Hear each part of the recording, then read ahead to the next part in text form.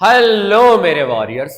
तो कैसे हैं आप सब। आई होप आप बहुत ज्यादा अच्छे होंगे और आपने अब पढ़ना स्टार्ट कर दिया होगा ताकि आपके बोर्ड एग्जाम में 90-95% आ जाए। तो आज मैं आया हूं आपके सामने एक नया चैप्टर लेकर, एक बहुत ज्यादा इंटरेस्टिंग चैप्टर लेकर जिसमें आपको काफी ज्यादा डाउट रहते हैं। तो इस वीडियो के थ्रू हम कोशिश करेंगे कि आपके वो सारे डाउट्स क्लियर हो जाए और आपको इस चैप्टर को और ज्यादा ना पढ़ना पड़े, ना आपको इस चैप्टर से डर लगे और जितने भी क्वेश्चन इससे आए आप उनको अच्छे से परफॉर्म कर पाए। तो आज हम पढ़ने जा रहे हैं कार्बन एंड इट्स कंपाउंड। अब बात आती है कि इस चैप्टर को हम पढ़ क्यों रहे हैं। हमने अभी तक तो ऐसा कोई भी चैप्टर नहीं पढ़ा या किसी भी एलिमेंट के बारे में इतना ज्यादा स्पेशल मैनर में नहीं पढ़ा। तो हम कार्बन के बारे में इतना ज्यादा क्यों पढ़ रहे हैं, तो उसका एक रीजन है। क्या रीजन है कि जो कार्बन है हमारे आसपास बहुत लार्ज नंबर में मिल जाता है। अगर हम उसको हमारे डेली यूज वाले कंपाउंड में ले ले या जो हमारा जिस ऑक्सीजन को हम एक्सहेल करते हैं उसमें ले ले, जो हमारे प्लांट जिस गैस को इनहेल करते हैं ताकि वो फोटोसिंथेसिस कर सके उसमें भी कार्बन है। हमारी बॉडी के हर पार्ट में हमें कार्बन देखने को मिल जाता है। हम सेल से ले ले हमारे फूड तक, हमारे जो अलग अलग प्रकार के फूड रहते हैं उनमें भी कार्बन रहता है।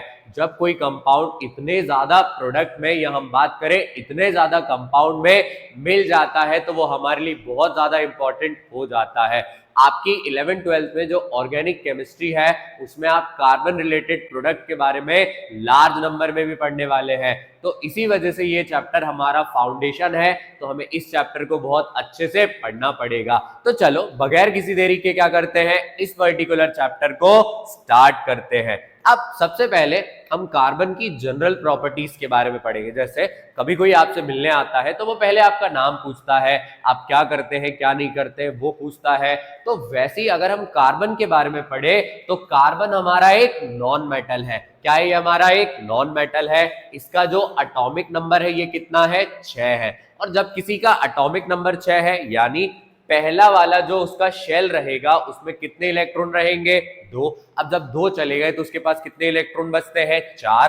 तो जो अगला वाला शेल रहता है उसमें कितने इलेक्ट्रॉन है, 4 इलेक्ट्रॉन है। तो उसका जो इलेक्ट्रॉनिक कॉन्फ़िगरेशन है वो 4, 2 और 4 हो जाता है और उसकी वैलेंसी कितनी हो जाती है, 4 हो जाती है। और इसकी इसी वैलेंसी की वजह से हम देखते हैं कि जो कार्बन है वो लार्ज नंबर में प्रोडक्ट बना पाता है और कार्बन के इतने ज्यादा अलग अलग प्रोडक्ट को या कंपाउंड को हम हमारे एनवायरनमेंट में नोटिस कर लेते हैं। तो अगर हम देखें कार्बन किस तरीके से अलग अलग कंपाउंड बनाता है, तो कार्बन एक प्रॉपर्टी परफॉर्म करता है जो कि कौन सी वाली है, कोवैलेंट बॉन्ड बनाने वाली। कार्बन लार्ज नंबर में कोवैलेंट बॉन्ड बनाता है और इसी कोवैलेंट बॉन्ड की वजह से वो इतने ज्यादा प्रोडक्ट बना लेता है। बट कोवैलेंट बॉन्ड बनाता क्यों है, वो आयोनिक बॉन्ड क्यों नहीं बनाता है, तो उसका रीजन समझते हैं। Carbon do not lose electron.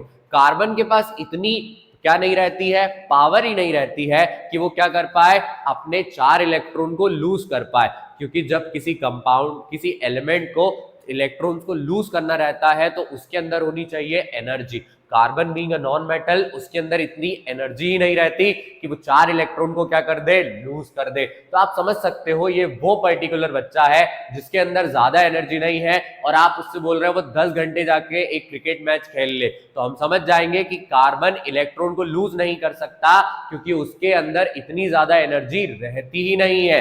तो क्या कार्बन इलेक्ट्रॉन को गेन कर सकता है, नहीं। It nucleus with 6 proton can not just hold on to 10 electron. अब बताओ जिसके पास एनर्जी नहीं है कि वो इलेक्ट्रॉन लूज कर पाए, तो क्या उसके अंदर जो प्रोटॉन है वो एक्स्ट्रा 4 इलेक्ट्रॉन को लूज कर पाएंगे, बिल्कुल नहीं, वो बिल्कुल ही नहीं कर सकते। मतलब कार्बन के साथ तो डिफिकल्टी हो गई, ना तो वो अपने इलेक्ट्रॉन को लूज कर पा रहा है ना तो वो अपने इलेक्ट्रॉन को गेन कर पा रहा है। अब जब वो सामने वाला ना गेन कर पाएगा ना लूज कर पाएगा तो ऐसे चांस में वो क्या करेगा, ऐसे चांसेस में वो सिर्फ और सिर्फ क्या कर सकता है, कोवैलेंट बॉन्ड बना सकता है। क्या बना सकता है, कोवैलेंट बॉन्ड बना सकता है। अब हमारे मन में ये डाउट आएगा कि ये जो कोवैलेंट बॉन्ड है ये क्या है, तो चलो ये भी देख लेते हैं।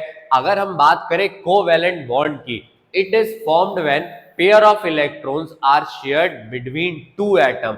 और ये एटम कौन से वाले रहते हैं आपके, नॉन मेटल। तो हम कह सकते हैं जब दो नॉन मेटल आपस में मिलकर अपने इलेक्ट्रॉन को ना तो लूज कर रहे हैं ना तो गेन कर रहे हैं, ये सिर्फ और सिर्फ अपने इलेक्ट्रॉन को क्या कर रहे हैं, शेयर कर रहे हैं। तो नॉन मेटल और नॉन मेटल मिलकर क्या बनाते हैं, कोवैलेंट बॉन्ड बनाते हैं, जो बहुत ज्यादा डिफरेंट रहता है आयोनिक बॉन्ड से। अगर हम यहां पर देखें कार्बन के बारे में, तो कार्बन की 4 वैलेंसी है, तो कार्बन क्या करता है, अपने 4 इलेक्ट्रॉन को या तो अलग अलग 4 एटम के साथ शेयर कर सकता है, या तो किसी एटम के साथ दो दो इलेक्ट्रॉन को भी क्या कर सकता है, शेयर कर सकता है। तो क्या ये कोवैलेंट बॉन्ड इतना ज्यादा सिंपल है, नहीं, इसके अंदर भी हम देखते हैं अलग अलग प्रकार के टाइप्स आ जाते हैं। अगर हम इनके टाइप्स के बारे में बात करें तो हमें सबसे पहले देखने को मिलता है सिंगल कोवैलेंट बॉन्ड। कौन सा बॉन्ड देखने को मिलता है, सिंगल कोवैलेंट बॉन्ड। अगर आपको याद रखना है सिंगल कोवैलेंट बॉन्ड, तो समझो जब कोई एक एटम दूसरे एटम के साथ सिर्फ और सिर्फ एक इलेक्ट्रॉन को शेयर करे तो उसे क्या बोलते हैं, सिंगल कोवैलेंट बॉन्ड। अगर वो 2 करता है तो उसको क्या बोलते हैं, डबल कोवैलेंट बॉन्ड। तो क्या भैया अगर वो 3 करेगा तो उसे बोलेंगे ट्रिपल कोवैलेंट बॉन्ड। क्या बोलेंगे उसे, ट्रिपल कोवैलेंट बॉन्ड। तो कोवैलेंट बॉन्ड हमारे 3 अलग अलग टाइप के होते हैं, single covalent bond, double covalent bond, triple covalent bond. Single का मतलब जब एक इलेक्ट्रॉन शेयर करे, डबल का मतलब जब 2 इलेक्ट्रॉन शेयर करे, और ट्रिपल का मतलब जब वो 3 इलेक्ट्रॉन शेयर करे। और 4 इलेक्ट्रॉन कभी भी कोई भी कंपाउंड शेयर नहीं करता है। तो क्या ये सिर्फ कार्बन करता है, नहीं। एग्जांपल में देखो, जो हमारा H2 वाला मॉलिक्यूल हम एनवायरनमेंट में देखते हैं, उसमें पहला हाइड्रोजन का एटम और दूसरा हाइड्रोजन का एटम मिलकर एक एक इलेक्ट्रॉन को क्या करते हैं, शेयर करते हैं। फिर अगर हम ऑक्सीजन को देख ले, जो O2 के फॉर्म में प्रेजेंट रहता है, पहला वाला ऑक्सीजन 2 इलेक्ट्रॉन देता है, दूसरा वाला ऑक्सीजन 2 इलेक्ट्रॉन देता है, और दोनों अपने 10-10 इलेक्ट्रॉन को, यानी लास्ट वाले शेल में 8-8 इलेक्ट्रॉन को फुलफिल करके स्टेबल हो जाते हैं। फिर अगर हम नाइट्रोजन को देखें, जो 7 नंबर पे आता है, 3 इलेक्ट्रॉन की कमी से जूझता है, तो पहला नाइट्रोजन अपने 3 इलेक्ट्रॉन दूसरे वाले के साथ शेयर करता है, और दूसरा वाला भी पहले वाले के साथ अपने 3 इलेक्ट्रॉन को शेयर कर लेता है। तो जो हमारे मन में डाउट आ रहा था कि कोवैलेंट बॉन्ड क्या है, तो अभी हमने उसे क्लियर कर लिया। जल्दी बताओ क्लियर हुआ या नहीं हुआ, जल्दी बता दो क्लियर है या नहीं है। अगर नहीं है तो वापस से रिपीट करो और वापस से देखो और बताओ आपको ये डाउट क्लियर हुआ या नहीं हुआ। अब बात आती है कि जो पर्टिकुलर कार्बन इतनी अलग अलग प्रॉपर्टीज को दिखा रहा है, तो वो इतना ज्यादा नॉर्मल है क्या, नहीं। हम देखते हैं हमारे पास डायमंड है जो बहुत ज्यादा शाइनी रहता है, बहुत ज्यादा क्या कहते हैं, एक्सपोजर या लग्जरी प्रोवाइड करता है। दूसरी जगह पर अगर हम कार्बन को देखें तो जो हमारी पेंसिल की निप रहती है उसके अंदर देखना वो कितनी ज्यादा काली रहती है। बट दोनों में एक कॉमन बात है, दोनों किससे बनते हैं, कार्बन से बनते हैं। मतलब जो कार्बन है ये वो पर्टिकुलर बच्चा है जो कभी भी अपने चेहरे पे एक पर्टिकुलर परत चढ़ा के आ जाता है। कभी वो बहुत ज्यादा गोरा हो रहा है, कभी वो बहुत ज्यादा काला हो जा रहा है। यहां मैं किसी बच्चे को काला या गोरा नहीं कह रहा हूं, मैं सिर्फ आपको बता रहा हूं कि जो कार्बन है ये क्या करता है, अपनी अलग अलग फिजिकल प्रॉपर्टी से हमारे एनवायरनमेंट में मिल जाता है। भैया है एक ही कंपाउंड, बट वो फिजिकली अलग अलग फॉर्म में क्यों है, क्योंकि कई ऐसे कंपाउंड रहते हैं या कई ऐसे एलिमेंट रहते हैं जो परफॉर्म करते हैं एलोट्रॉपी, जिसको हम बोलते हैं एलोट्रॉप्स। क्या बोलते हैं, एलोट्रॉप्स। अब ये एलोट्रॉप्स क्या है, various physical forms in which element can exist. आपका जो एक पर्टिकुलर एलिमेंट है अगर ये अलग अलग फॉर्म्स में आपको मिल रहा है तो ये क्या है, एलोट्रॉपी। ये क्या है, एलोट्रॉपी। और कार्बन इतने ज्यादा कंपाउंड इस वजह से भी बना पाता है क्योंकि वो अपनी फिजिकल प्रॉपर्टी को बदल लेता है। जो सबसे फेमस एलोट्रॉप्स है उसके वो क्या है, डायमंड और ग्रेफाइट। बट अगर हम बात करें एक और इसका हमें क्या देखने को मिलता है, एलोट्रॉप, जो कि क्या है, बकमिनिस्टल फ्लोरीन। तो चलो एक एक करके इनकी प्रॉपर्टीज को भी देख लेते हैं। जो डायमंड है, डायमंड क्या करता है, एक कार्बन का जो एटम रहता है वो 4 अलग अलग कार्बन एटम से एक एक इलेक्ट्रॉन शेयर करता है। तो चारों जो उसके एटम रहते हैं या चारों जो इसके इलेक्ट्रॉन रहते हैं वो प्रॉपर तरीके से स्टेबल मैनर में क्या हो जाते हैं, कनेक्ट हो जाते हैं। और वो एक 3D स्ट्रक्चर बनाता है। जब उसका 3D स्ट्रक्चर बन जाएगा, सारे इलेक्ट्रॉन शेयर हो जाएंगे, तो उसके पास एबिलिटी ही नहीं रहती कि वो कभी भी इलेक्ट्रिसिटी को कंडक्ट कर पाए। हम देखते हैं ये काफी ज्यादा शाइनी रहता है और नेचर में मिलने वाला सबसे हार्डेस्ट ऑब्जेक्ट रहता है। अगर आप देखें इसका जो क्या रहता है स्ट्रक्चर रहता है, ये इस प्रकार रहता है, एक कार्बन का एटम अगले 4 कार्बन के एटम से कनेक्टेड रहता है, जिस वजह से इसका जो स्ट्रक्चर है ये 3D स्ट्रक्चर है। अब इसकी जगह पर अगर हम किस पर आ जाएं, ग्रेफाइट पे, तो ग्रेफाइट का जो एटम रहता है वो 3 ही इलेक्ट्रॉन को शेयर करता है और उसका चौथा इलेक्ट्रॉन हमेशा फ्री रहता है, जिस वजह से हम देखते हैं जो हमारे सेल रहते हैं उसके अंदर जो ग्रेफाइट डला हुआ रहता है वो केमिकल एनर्जी जनरेट करता है, जिसके वजह से इलेक्ट्रिक करंट वहां पर पास कर पाता है। हमें हमेशा सिखाया जाता है कि कभी भी जो स्विच बोर्ड रहते हैं उसमें पेंसिल नहीं डालना चाहिए, क्योंकि पेंसिल की जो निप रहती है वो ग्रेफाइट से बनी रहती है, जो कभी भी इलेक्ट्रिसिटी को कंडक्ट कर सकती है। और अगर हम बात करें ये इलेक्ट्रिसिटी कंडक्ट कर लेगा, जब इसे हम टच करते हैं तो ये काफी ज्यादा स्मूथ और स्लिपरी रहता है। ये किस तरीके का स्ट्रक्चर बनाता है, शीट जैसा स्ट्रक्चर बनाता है। आप इसकी लेयर बाय लेयर क्या कर सकते हैं, हटा सकते हैं।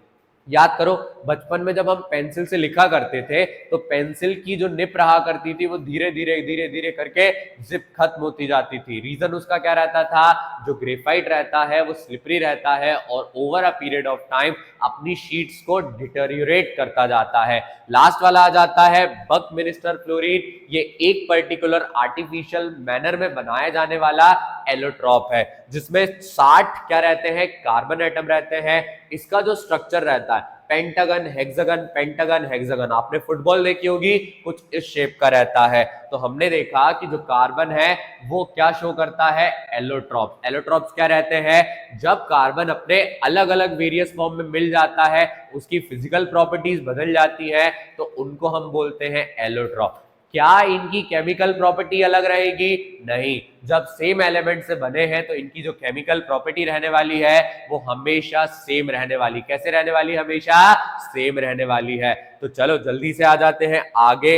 हाँ, तो हम बात कर रहे थे कि कार्बन क्या दिखाता है, अपना वर्सेटाइल नेचर। अगर यहां पर देखा जाए कार्बन 2 अलग अलग प्रॉपर्टी को शो करता है।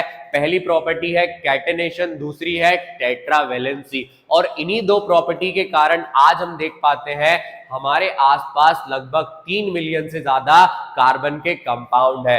कैटेनेशन वो पर्टिकुलर प्रॉपर्टी रहती है जिसमें कार्बन अपने आप को अगले कार्बन से क्या करते जाता है, लिंक करता जाता है। अगर आप यहां पर देखें, मानकर चलो ये पहला वाला कार्बन है, तो इसके पास एबिलिटी है कि अपने आप को दूसरे कार्बन से लिंक करेगा, दूसरा तीसरे से करेगा, तीसरा चौथे से करेगा। ना सिर्फ ये चेन वाले स्ट्रक्चर में आते हैं, बट अगर हम बात करें ये अपने आप को क्या करते हैं, अलग अलग ब्रांच वाले स्ट्रक्चर में भी बना लेते हैं और अपने आप को ये साइक्लिक फॉर्म में भी क्या कर सकते हैं, जोड़ सकते हैं। जिस वजह से हम कह सकते हैं कि जो कार्बन है ये क्या करता है, अपने आप को अदर कार्बन एटम के साथ बहुत जल्दी ऐड कर लेता है। और अगर हम बात करें इसी प्रॉपर्टी के कारण हम देखते हैं कार्बन के इतने ज्यादा कंपाउंड हमारे एनवायरनमेंट में है।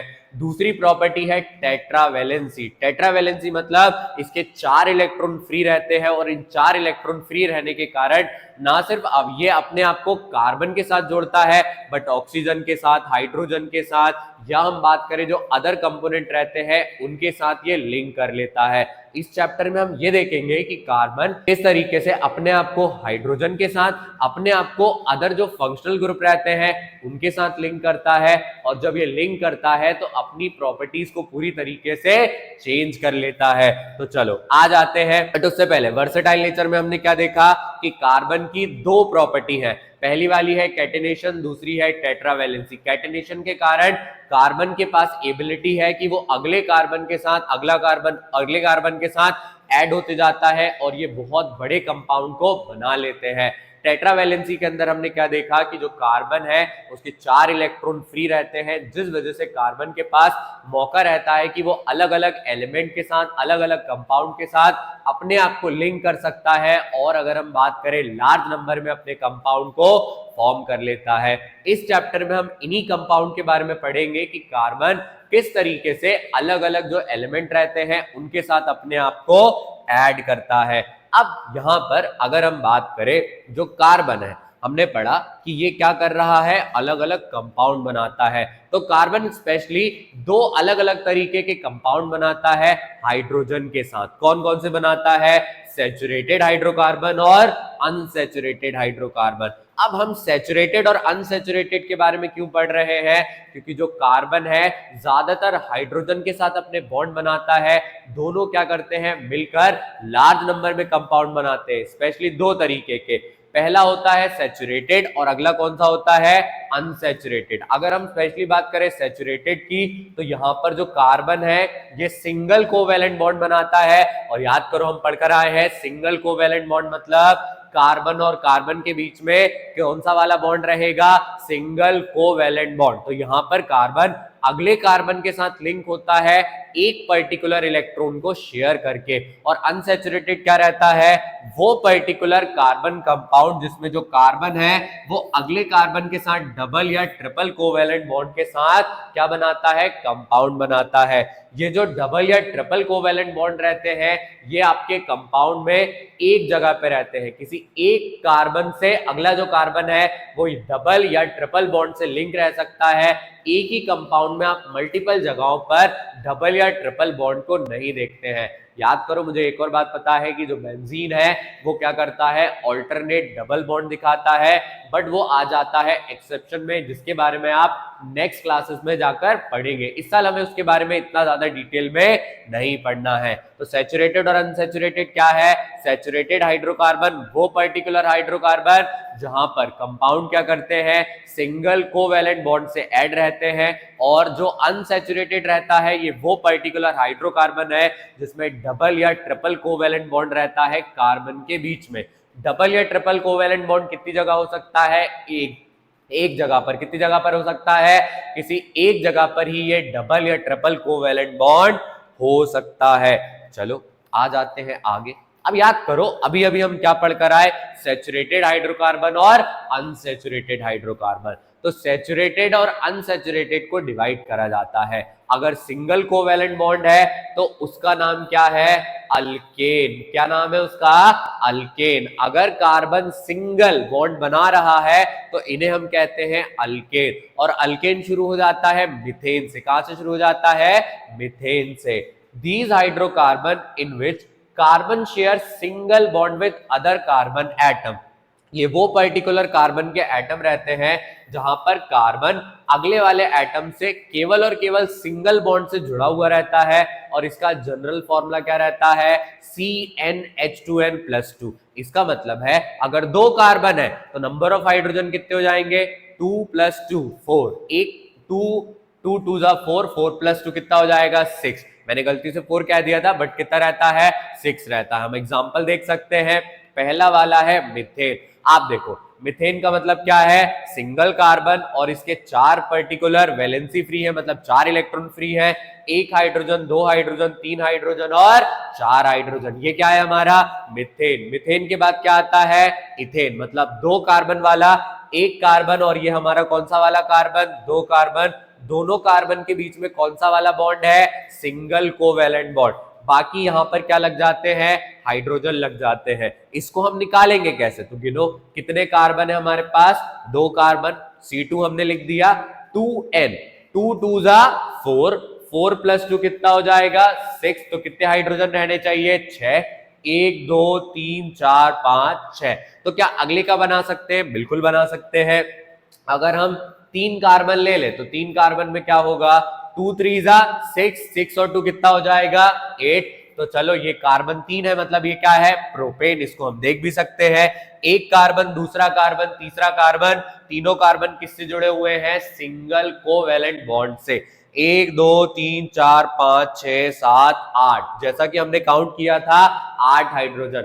क्या हम अगला स्ट्रक्चर बना सकते हैं, बिल्कुल बना सकते हैं। मानकर चलो आपके कितने कार्बन हो जाते हैं, 4 कार्बन हो जाते हैं। तो हाइड्रोजन का नंबर क्या हो जाएगा, 4 2 जा 8, 8 + 2 कितना हो जाएगा, 10। 4 कार्बन है तो हाइड्रोजन कितने, 10। कंपाउंड बना के देख लेते हैं, 1 कार्बन, 2 कार्बन, 3 कार्बन, 4 कार्बन। सबसे पहले कार्बन की चेन बनेगी, बाकी वैलेंसी को हम सेटिस्फाई करेंगे हाइड्रोजन लगाकर। पहले वाले कार्बन की 3 वैलेंसी बची थी, लास्ट वाले की 3 बची थी, बट जो बीच में रहते हैं उनकी कितनी वैलेंसी बचती है? 2-2। कितनी बचती है? 2-2। इन सारी जगहों पर हम हाइड्रोजन को क्या कर सकते हैं? ऐड कर सकते हैं। ये क्या बन गया हमारा? ब्यूटेन। क्या बन गया ये हमारा? ब्यूटेन। इस तरीके से हम अल्केन को क्या कर सकते हैं? प्रिपेयर कर सकते हैं। तो अल्केन है क्या? अल्केन वो पर्टिकुलर कार्बन का कंपाउंड है जिसके अंदर कार्बन और जो नेक्स्ट कार्बन रहता है वो अपने बीच में सिंगल कोवेलेंट बॉन्ड बना लेता है। जनरल फॉर्मूला क्या है इसका? CnH2n+2। यानी अगर आपको नंबर ऑफ कार्बन पता है तो नंबर ऑफ हाइड्रोजन हमारे बहुत ज्यादा आसानी से आ सकते हैं। बट याद करो, अगला अनसैचुरेटेड पढ़कर आए। अनसैचुरेटेड दो अलग अलग टाइप के हैं। पहला वाला जो है वो कौन सा वाला है? ये है अल्कीन। कौन सा वाला है? अल्कीन। तो अगर हम अल्कीन के बारे में बात करें तो जो अल्कीन रहता है ये कौन सा वाला रहता है? Double covalent bond. कौन सा वाला बॉन्ड बनाएगा? Double covalent bond. और ये डबल कोवेलेंट बॉन्ड कितनी जगह पे रहता है? एक जगह पे। कितनी जगह पर? एक जगह पर। दोज हाइड्रोकार्बन, वो पर्टिकुलर हाइड्रोकार्बन जहां पर जो कार्बन का एटम रहता है वो डबल बॉन्ड शेयर करता है अगले कार्बन एटम के साथ, यानी दो कार्बन एटम के बीच में डबल बॉन्ड होना चाहिए। तो क्या यहां मिथीन बन सकता है? नहीं, क्योंकि अगला कार्बन एटम है ही नहीं। जिस वजह से हम नोटिस करते हैं जो क्या रहता है, अल्कीन और अल्काइन रहता है, उसमें मेथ वाला कोई भी कार्बन का कंपाउंड नहीं रहता है।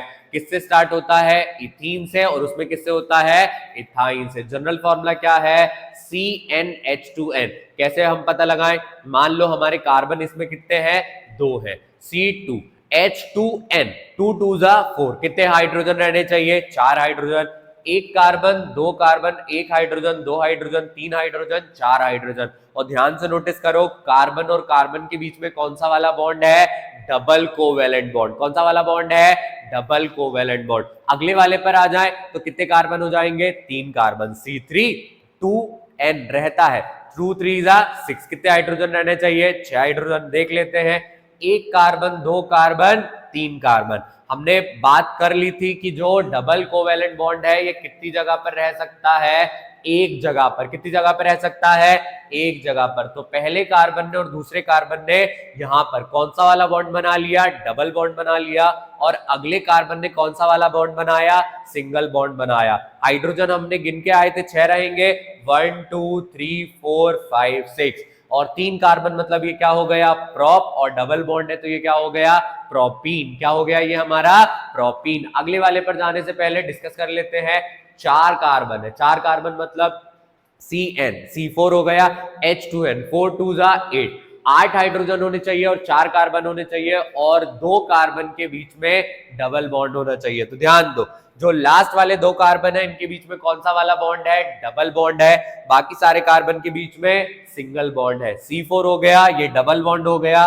तो ये क्या बन गया हमारा? चौथे नंबर पे आ रहा है तो ब्यूटीन। 1 2 3 4 5 6 7 8 जैसा हमने डिस्कस किया एग्जैक्टली वैसा ही। क्या 5वें नंबर का बना सकते हैं? बिल्कुल बना सकते हैं। अगर हम पहले उसका नंबर चेक करें C5, फिर क्या आता है? H2n, 2 5 जा 10। 5 कार्बन है तो कितने हाइड्रोजन होने चाहिए?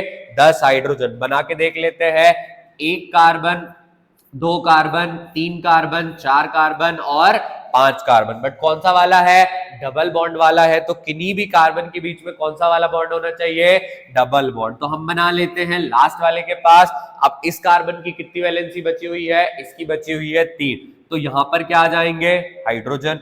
इस कार्बन की 2 सेटिस्फाइड है तो यहां पर आ जाएंगे 2। इसकी भी 2 सेटिस्फाइड है, यहां पे कितने आ जाएंगे? 2। बट इसको ध्यान से देखो, 2 यहां सेटिस्फाइड है, एक यहां सेटिस्फाइड है, तो एक ही हाइड्रोजन यहां आ सकता है और इसमें कितने आ जाएंगे? 2 आ जाएंगे। गिन सकते हैं 1 2 3 4 5 6 7 8 9 10। जैसा कि हमने डिस्कस किया एग्जैक्ट हमारा वैसा ही कंपाउंड बन गया। अनसैचुरेटेड में ना सिर्फ अल्कीन रहता है बट अल्कीन के बाद जो अगला वाला है ये क्या आ जाता है? अल्काइन। अगला वाला कौन सा आ जाता है? अल्काइन। अब ये अल्काइन क्या है? वो पर्टिकुलर बॉन्ड या वो पर्टिकुलर कार्बन कंपाउंड जिसमें हम क्या देखते हैं, जो कार्बन रहता है वो अगले कार्बन के साथ ट्रिपल कोवेलेंट बॉन्ड शेयर करता है। carbon compound in which carbon share triple bond with other carbon atom। अगर कार्बन का एटम दूसरे वाले कार्बन के एटम के साथ कौन सा वाला बॉन्ड बना रहा है, ट्रिपल कोवेलेंट बॉन्ड, तो ये कौन सा वाला है, अल्काइन। कौन सा वाला है, अल्काइन। अब इसका जनरल फॉर्मूला क्या है, CnH2n-2। पहले वाले में +2 हो रहा था, दूसरे वाले में कुछ भी प्लस नहीं हुआ और इसमें 2 हमें क्या करना है, माइनस करना है। यहां पर आपको दो कार्बन के बीच में ट्रिपल बॉन्ड बनाना जरूरी है। तो पहला वाला जो कार्बन रहता है ये कभी भी अकेले कंपाउंड नहीं बना पाता है, जिस वजह से इसके अंदर भी जो पहला कंपाउंड है वो कौन सा बनता है, इथाइन बनता है।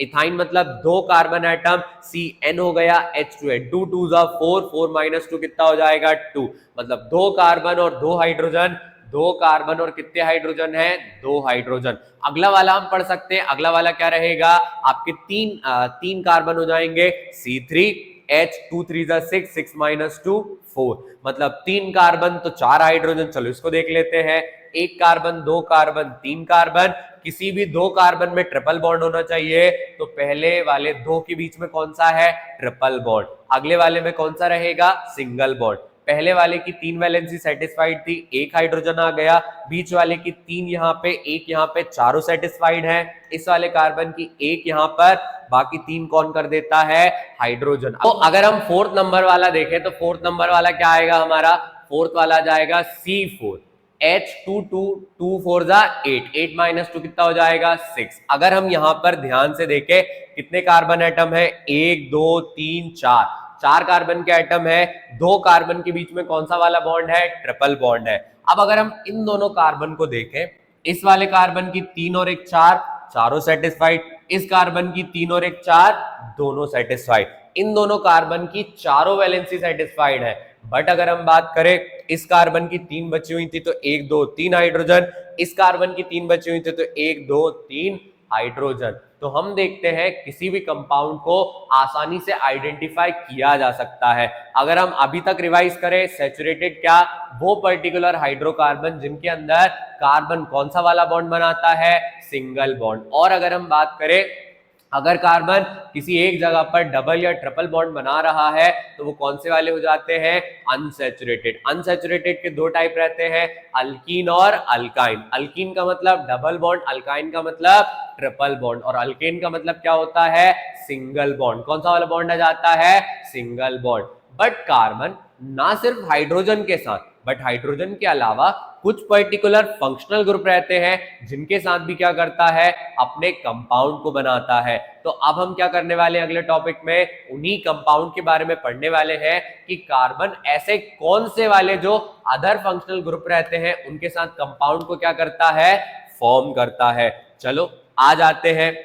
अब उससे पहले एक टॉपिक छोटा सा हम पढ़ लेते हैं, साइक्लिक हाइड्रोकार्बन। हमने चेन वाले हाइड्रोकार्बन तो पढ़े कि चेन वाले हाइड्रोकार्बन कैसे होते हैं, बट साइक्लिक वो पर्टिकुलर स्ट्रक्चर रहता है जहां पर कार्बन जो है वो एक पर्टिकुलर रिंग के फॉर्म में कैसा रहता है, अटैच रहता है। इसका मतलब है कि जो कार्बन है वो लास्ट हाइड्रोजन के साथ अपने एटम को ना शेयर करके पहला वाला कार्बन और आखिरी वाला कार्बन जो रहेगा वो आपस में कनेक्ट हो जाएगा।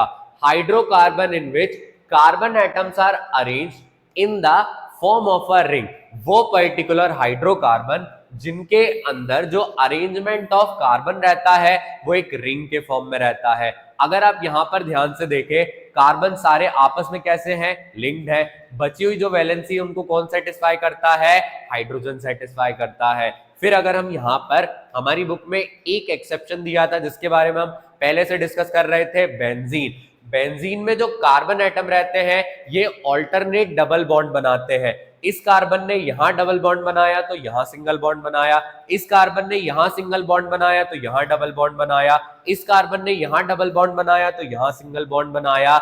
इसे हम क्या बोलते हैं, बेंजीन। बेंजीन एक पर्टिकुलर एग्जांपल है अनसैचुरेटेड साइक्लिक हाइड्रोकार्बन का, जिसमें आपके कार्बन भी 6 रहते हैं और हाइड्रोजन भी कितने रहते हैं, 6 रहते हैं। बट अगर हम बात करें, हम आ जाए किस पे, साइक्लोहेक्सेन पे, वो पर्टिकुलर हेक्सेन जो किस फॉर्म में रहती है, आपकी साइक्लिक फॉर्म में रहती है। 1 carbon, 2 carbon, 3 carbon, 4 carbon, 5 carbon और 6 कार्बन, और बाकी सारी जगह पर क्या लग जाते हैं, हाइड्रोजन। तो ना सिर्फ हमारे कार्बन एटम किस फॉर्म में रहते हैं, चेन या ब्रांच के फॉर्म में, बट साथ ही में अगर हम बात करें जो कार्बन रहता है ये अपने फॉर्म को बदल लेता है, ये कई बार साइक्लिक फॉर्म में आ जाता है। इसका जो फिजिकल फॉर्म रहता है वो डिफरेंट रहता है। इसकी एक प्रॉपर्टी इसी तरीके से निकलती है जिसको हम क्या बोलते हैं, आइसोमेरिज्म। क्या बोलते हैं इसको हम, आइसोमेरिज्म। अगर आपसे कोई पूछे आइसोमेरिज्म क्या है, तो जब कार्बन के अंदर जो नंबर ऑफ एटम रहते हैं कार्बन के और हाइड्रोजन के, वो तो सिमिलर रहते हैं बट उनका स्ट्रक्चर अलग अलग रहता है, यानी उनका फिजिकल फॉर्म अलग अलग रहता है, तो उसे हम क्या बोलते हैं, आइसोमर। क्या बोलते हैं उसे हम, आइसोमर। तो हमने देखा सैचुरेटेड हाइड्रोकार्बन में और अनसैचुरेटेड हाइड्रोकार्बन में हमारे कार्बन क्या करते हैं, डबल बॉन्ड, ट्रिपल बॉन्ड और सिंगल बॉन्ड बनाते हैं। ना सिर्फ उनका चेन और ब्रांच वाला फॉर्म रहता है बट कार्बन के जो कंपाउंड है वो अपने साइक्लिक या रिंग वाले फॉर्म को भी क्या करते हैं, शो करते हैं। तो जैसा हम थोड़ी देर पहले डिस्कस कर रहे थे कि हमारा जो कार्बन है ये ना सिर्फ हाइड्रोजन के साथ बट अदर फंक्शनल ग्रुप के साथ भी क्या करता है, अपने रिएक्शन को दिखाता है। तो इस वाले टॉपिक पर आ जाते हैं। तो जैसा कि हम डिस्कस कर रहे थे कि कार्बन क्या करता है, अदर चीजों के साथ भी अपने बॉन्ड फॉर्म करता है। अब इन्हीं बॉन्ड के बारे में हम क्या करने वाले हैं, पढ़ने वाले हैं। अब इन्हें हम कहते क्या है, N atom or group of atom present in a molecule. वो पर्टिकुलर एटम, एटम अकेला भी हो सकता है या वहां पर क्या हो सकता है, ग्रुप ऑफ एटम, जो एक पर्टिकुलर मॉलिक्यूल में प्रेजेंट रहता है, which determines the characteristic property of the organic compound। हमारा जो कार्बन से बनने वाला कंपाउंड है, अगर वहां पर कोई स्पेशल एक एटम या एक से ज्यादा एटम ऑर्गेनिक कंपाउंड की प्रॉपर्टी को डिसाइड कर रहे हैं या वहां पर उसकी प्रॉपर्टी को चेंज कर रहे हैं, तो उन्हें हम क्या बोलते हैं, उन्हें हम बोलते हैं फंक्शनल ग्रुप। क्या बोलते हैं, फंक्शनल ग्रुप। अब हमारी क्लास 10th में हमें कुछ पर्टिकुलर फंक्शनल ग्रुप के बारे में पढ़ना है, जिनमें सबसे पहला आ जाता है हमारा हेलो अल्केन। क्या जाता है, हेलो अल्केन, जिन्हें हम बोलते हैं हेलोजन ग्रुप। क्या बोलते हैं, हेलोजन ग्रुप। हेलोजन ग्रुप के अंदर क्लोरीन आ जाता है, ब्रोमीन आ जाता है, आयोडीन आ जाता है। फिर एल्कोहल वाला अगला ग्रुप रहता है, जिसमें अगर हम बात करें जो हमारा कार्बन एटम रहता है ये OH के साथ क्या होता है, ऐड हो जाता है। एल्डिहाइड में अगर हम बात करें, लास्ट वाला जो कार्बन एटम रहता है वो डबल बॉन्ड ऑक्सीजन और सिंगल बॉन्ड क्या बनाता है, H बनाता है। कीटोन अगर हम बात करें, कोई बीच वाला कार्बन का एटम डबल बॉन्ड ऑक्सीजन से जुड़ा रहता है। लास्ट वाला कार्बोक्सिलिक एसिड, जिसमें लास्ट वाला कार्बन डबल बॉन्ड ऑक्सीजन बनाता है और सिंगल बॉन्ड OH बना लेता है। क्या ये इतना ज्यादा सिंपल है? हाँ, ये इतना ज्यादा सिंपल है, बट इसको याद करने की ट्रिक है। अब हम क्या करते हैं, उस ट्रिक के बारे में देखते हैं। अगर आपको किसी पर्टिकुलर कार्बन कंपाउंड में क्लोरीन देखने को मिल जाए, ब्रोमीन देखने को मिल जाए, आयोडीन देखने को, अगर हम बात करें इनका जो क्या रहता है, अगर आपको किसी कंपाउंड में क्लोरीन, ब्रोमीन या आयोडीन देखने को मिल जाए तो इनके नाम के आगे लगता है प्रीफिक्स। इनके नाम के आगे क्या लगता है, प्रीफिक्स। अगर वहां पर क्लोरीन आपने लगाया है तो आप उसे क्या कहेंगे, क्लोरो। क्या कहेंगे उसे, क्लोरो। अगर ब्रोमीन लगाए तो क्या कहेंगे आप उसे, ब्रोमो। आयोडीन लगाए तो उसे क्या बोलेंगे, आयोडो। क्या बोलेंगे उसे, आयोडो। मान लीजिए आपने मिथेन लिया, आपने क्या ले लिया, मिथेन ले लिया।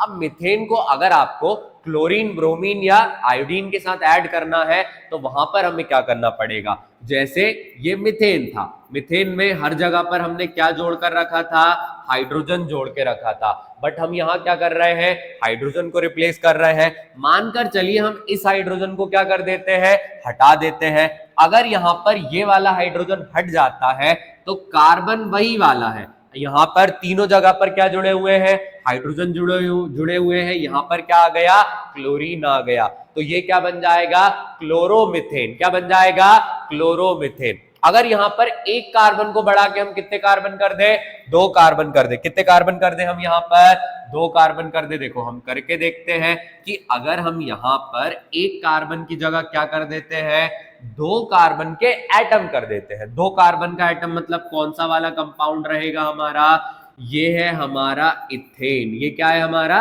इथेन। अब देखो ये जनरली हमारा कौन सा वाला कंपाउंड है, इथेन है।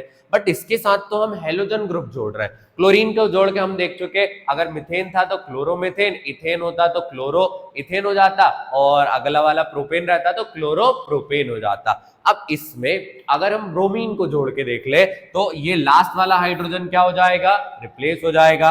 लास्ट वाला हाइड्रोजन रिप्लेस होगा तो देखो ये हमारे 2 कार्बन ये अपनी वैलेंसी को सेटिस्फाई करना चाहते हैं हाइड्रोजन से। अब यहां तो हर जगह हाइड्रोजन लग गया, बट लास्ट में क्या जुड़ गया यहां पर, ब्रोमीन। तो इसका नाम क्या हो जाएगा, ब्रोमोइथेन। क्या नाम हो जाएगा इसका, ब्रोमोइथेन। तो हमने देखा कि किस प्रकार जो हमारे फंक्शनल ग्रुप हैं उनको हम क्या कर सकते हैं, जोड़ सकते हैं। अगर आप हेलोजन ग्रुप जोड़ रहे हैं तो वहां पर क्या लगता है, प्रीफिक्स। प्रीफिक्स मतलब नाम के पहले। बट क्या यहां पर सिर्फ हेलोजन ग्रुप है, नहीं, यहां पर अगला वाला जो ग्रुप आता है वो क्या आता है, एल्कोहल। अगला वाला ग्रुप कौन सा आता है, एल्कोहल। चलो एल्कोहल के बारे में देखते हैं, एल्कोहल कैसे काम करता है। तो मानकर चलिए यहां पर हमने एल्कोहल वाला ग्रुप लिया, हमने देखा यहां पर जो लास्ट वाला कार्बन है उसमें क्या जुड़ने वाला है, OH जुड़ने वाला है। क्या जुड़ने वाला है वहां पर, OH जुड़ने वाला है। हम एथेनॉल से शुरू करते हैं क्योंकि बार बार हम एथेनॉल के बारे में जरूर पढ़ते हैं। एथेनॉल क्या है, एथेनॉल क्या है, एथेनॉल क्या है। तो इसके नाम में जैसे वहां पर प्रीफिक्स जुड़ रहा था, यहां पर क्या लगता है, सफिक्स लगता है। ये सफिक्स क्या रहता है, ऑल। ये सफिक्स क्या रहता है आपका, ऑल रहता है। एल्कोहल, एथेनॉल, प्रोपेनॉल, मेथनॉल, तो ऑल अगर हम जोड़ देते हैं तो क्या बन जाता है, एल्कोहल। चलो कंपाउंड में देख लेते हैं। अगर हमारे पास मिथेन है, क्या है हमारे पास, मिथेन है, तो हमें पता है मिथेन में चारों जगह पर क्या लगा हुआ रहता है, हाइड्रोजन। बट इसके जगह पर हम क्या बनाना चाहते हैं, मिथेन से मेथनॉल। तो मेथनॉल बनाने के लिए आपका सेम कार्बन वही है, बट ये चारों हाइड्रोजन ना शेयर करके लास्ट वाले में क्या शेयर कर रहा है, OH। तो ये आपका क्या था, मिथेन, और ये क्या बन गया आपका, मेथनॉल। क्या बन गया आपका, मेथनॉल। अगर हम मेथनॉल को छोड़ दें, मेथनॉल के बाद अगले वाले पर चले जाएं, अगले वाले पर किस पर आ सकते हैं हम, एथनॉल पर। हम किस पर आ सकते हैं, एथनॉल पर। चलो एथनॉल भी देख लेते हैं, एथनॉल कैसे बनेगा। तो एथनॉल बनाने के लिए सबसे पहले कार्बन का कंपाउंड बनाएंगे। एक कार्बन, 2 कार्बन, हर जगह पर यहां क्या लगना है, हाइड्रोजन। अब आपने देखा या हमने वहां पर पढ़ा कि लास्ट में क्या जुड़ना चाहिए, OH जुड़ना चाहिए, तभी जाकर क्या बन सकता है, आपका एल्कोहल बन सकता है। तो लास्ट वाले हाइड्रोजन की जगह जहां पर क्या आ जाता है, OH आ जाता है, और ये क्या बन जाता है, एथेनॉल। क्या बन जाता है ये, एथेनॉल। तो हमने देखा अगर हमें एल्कोहल ग्रुप बनाना है तो हमें क्या करना पड़ेगा, लास्ट वाले हाइड्रोजन को रिप्लेस करना पड़ेगा OH से, और ये जो OH रहता है ये किसका फंक्शनल ग्रुप है, एल्कोहल का। ये हमारे कार्बन कंपाउंड की प्रॉपर्टी को क्या करता है, डिसाइड करता है। और अगर हम बात करें जनरली सबसे ज्यादा जो पर्टिकुलर एल्कोहल हम यूज करते हैं वो कौन सा है, एथेनॉल है। कौन सा वाला है, एथेनॉल है। अब अगर हम यहां ध्यान दें, जो अगला वाला ग्रुप है वो कौन सा वाला है, एल्डिहाइड। अगला वाला ग्रुप कौन सा है, एल्डिहाइड। तो अगर हम अगले वाले पर आ जाएं, कौन से वाले पर, हमारे एल्डिहाइड वाले पर, तो ये एल्डिहाइड ग्रुप क्या है, एल्डिहाइड। हम किस वाले पर है, एल्डिहाइड ग्रुप पर है। तो हमने क्या देखा, जो एल्डिहाइड ग्रुप है इसके अंदर क्या है, अगर आप यहां ध्यान से देख ले तो लास्ट वाला जो कार्बन है ये डबल बॉन्ड ऑक्सीजन के साथ बना रहा है, और सिंगल बॉन्ड किसके साथ बना रहा है, हाइड्रोजन के साथ। मतलब लास्ट में अगर आपको डबल बॉन्ड ऑक्सीजन दिख रहा है तो ये क्या है हमारा, एल्डिहाइड। ये क्या है हमारा, एल्डिहाइड। तो हम देखते हैं ये लास्ट वाला कार्बन का एटम है, ये डबल बॉन्ड बना रहा है ऑक्सीजन के साथ, और सिंगल बॉन्ड किसके साथ, आपके हाइड्रोजन के साथ। इसका इसके पीछे लगता है सफिक्स। इसके पीछे क्या लगता है, सफिक्स। वहां पर ऑल था, यहां पर क्या आ जाता है, अल। यहां पर क्या आ जाता है, अल आ जाता है। मैथेनल, प्रोपेनल, ब्यूटेनल, पेंटेनल, मतलब हर नाम के पीछे अल आ गया। हर नाम के पीछे क्या आ गया, अल आ गया। अगर हम बात करें वहां पर हम 2 बना चुके थे दूसरे नंबर तक, तो इसमें तीसरा वाला बनाते हैं। तीसरा वाला मतलब कितने कार्बन रहेंगे? 3 कार्बन एटम। अब ये वाले जो कार्बन एटम है ये तो अपने आप की जो वैलेंसी है ये किससे सेटिस्फाई करेंगे? हाइड्रोजन से। बट हमने देखा डबल बॉन्ड क्या रहना चाहिए? ऑक्सीजन। तो देखो इस वाले कार्बन की एक वैलेंसी इस कार्बन के साथ है, 2 वैलेंसी ऑक्सीजन के साथ हो गई। लास्ट वाला ये किसके साथ हो जाएगा? हाइड्रोजन के साथ। एक carbon, 2 carbon, 3 carbon, but last में डबल बॉन्ड ऑक्सीजन और सिंगल बॉन्ड हाइड्रोजन जुड़ा हुआ है, यानी ये हमारा क्या है? प्रोपेनल। ये हमारा क्या है? प्रोपेनल। प्रोपेनल के अलावा अगला वाला भी हम बना सकते हैं ब्यूटेनल, जिसमें कितने कार्बन रहे? 4 carbon. 1 carbon, 2 carbon, 3 carbon, 4 carbon. यहां पर आगे वाले क्या लगा लेंगे? हाइड्रोजन लगा लेंगे। ये क्या लग गए यहां पर? हाइड्रोजन। ये वाला डबल बॉन्ड किसके साथ बना लेगा? ऑक्सीजन के साथ। और लास्ट में क्या जुड़ गया? हाइड्रोजन। तो ये कौन सा वाला ग्रुप हो गया हमारा? ये वाला हो गया ब्यूटेनल। कौन सा वाला हो गया ये हमारा? ब्यूटेनल। तो हमने देखा जो एल्डिहाइड ग्रुप रहता है उसके नाम के पीछे क्या लगता है? अल लगता है। नाम के पीछे क्या लगता है? अल लगता है। और इसमें अगर हम बात करें जो आपका फंक्शनल ग्रुप है वो क्या है? लास्ट वाले कार्बन में डबल बॉन्ड ऑक्सीजन और सिंगल बॉन्ड क्या है आपका? हाइड्रोजन। अब एल्डिहाइड के बाद अगर हम अगले वाले की बात करें तो अगला वाला क्या है हमारा? अगला वाला है कीटोन। अगला वाला ग्रुप कौन सा है? कीटोन। तो आ जाते हैं कीटोन पे। बट इसके लिए आपको एक बात याद रखनी पड़ेगी कि जो कीटोन ग्रुप रहता है उसमें हमेशा डबल बॉन्ड ऑक्सीजन आता है। एल्डिहाइड की तरह लास्ट वाले कार्बन पे नहीं आता। हमेशा जो कार्बन है वो बीच वाला रहना चाहिए। मतलब आप 2 पर्टिकुलर कार्बन एटम से कीटोन ग्रुप नहीं बना पाएंगे, कम से कम आपको 3 कार्बन एटम की जरूरत पड़ेगी। तो अगर हम 3 कार्बन वाले एटम पे आए और हम देखें हम कौन सा वाला ग्रुप पढ़ रहे हैं? Ketone group. कौन सा वाला पढ़ रहे हैं? Ketone group. तो इसमें जो कार्बन एटम रहता है वो डबल बॉन्ड ऑक्सीजन शेयर करता है। इस तरफ भी कार्बन की चेन रहती है, इस तरफ भी कार्बन की चेन रहती है। और इसमें नाम के पीछे एक सफिक्स आता है जो कि क्या है? ऑन। क्या है इसके पीछे? नाम के पीछे ऑन आ जाता है। तो कीटोन ग्रुप वो पर्टिकुलर ग्रुप है जहां पर कार्बन डबल बॉन्ड ऑक्सीजन बनाता है, बट कहां पर बनाता है? बीच में। अगर 3 कार्बन है तो हमें पता है दूसरे पे, 4 में हो सकता है दूसरे पे हो सकता है तीसरे पे हो, 5 में भी दूसरे, तीसरे, चौथे कार्बन पे रह सकता है। बट वो ना तो पहले पे हो सकता है ना तो वो लास्ट पे हो सकता है। तो चलो हम कौन सा वाला बना के देख लेते हैं? प्रोपेनॉन। कौन सा वाला बना लेते हैं? प्रोपेनॉन। मतलब 3 कार्बन, 1 2 3 कार्बन। जो आपका डबल बॉन्ड है वो कहां होना चाहिए? बीच में होना चाहिए। तो ये डबल बॉन्ड क्या आ गया आपका? ऑक्सीजन। यहां पर हाइड्रोजन आ जाएगा, यहां पर हाइड्रोजन आ जाएगा, इसमें 2 हाइड्रोजन यहां पर आ गए, इसमें भी 2 हाइड्रोजन हमारे यहां पर आ गए। इस कार्बन की 1 वैलेंसी, 2 वैलेंसी और 2 और 2 कितनी हो गई? 4 वैलेंसी। ये क्या बन गया हमारा? प्रोपेनॉल। तो कीटोन ग्रुप बहुत सिंपल है। बीच वाले कार्बन में हमें क्या लगा देना है? डबल बॉन्ड ऑक्सीजन लगा देना है। और लास्ट की अगर हम बात करें जिसे हमें पढ़ना है वो है कार्बोक्सिलिक एसिड। कार्बोक्सिलिक एसिड में अगर हम बात करें लास्ट वाला कार्बन डबल बॉन्ड ऑक्सीजन बनाता है और सिंगल बॉन्ड क्या बनाता है? OH। सिंगल बॉन्ड क्या बनाता है?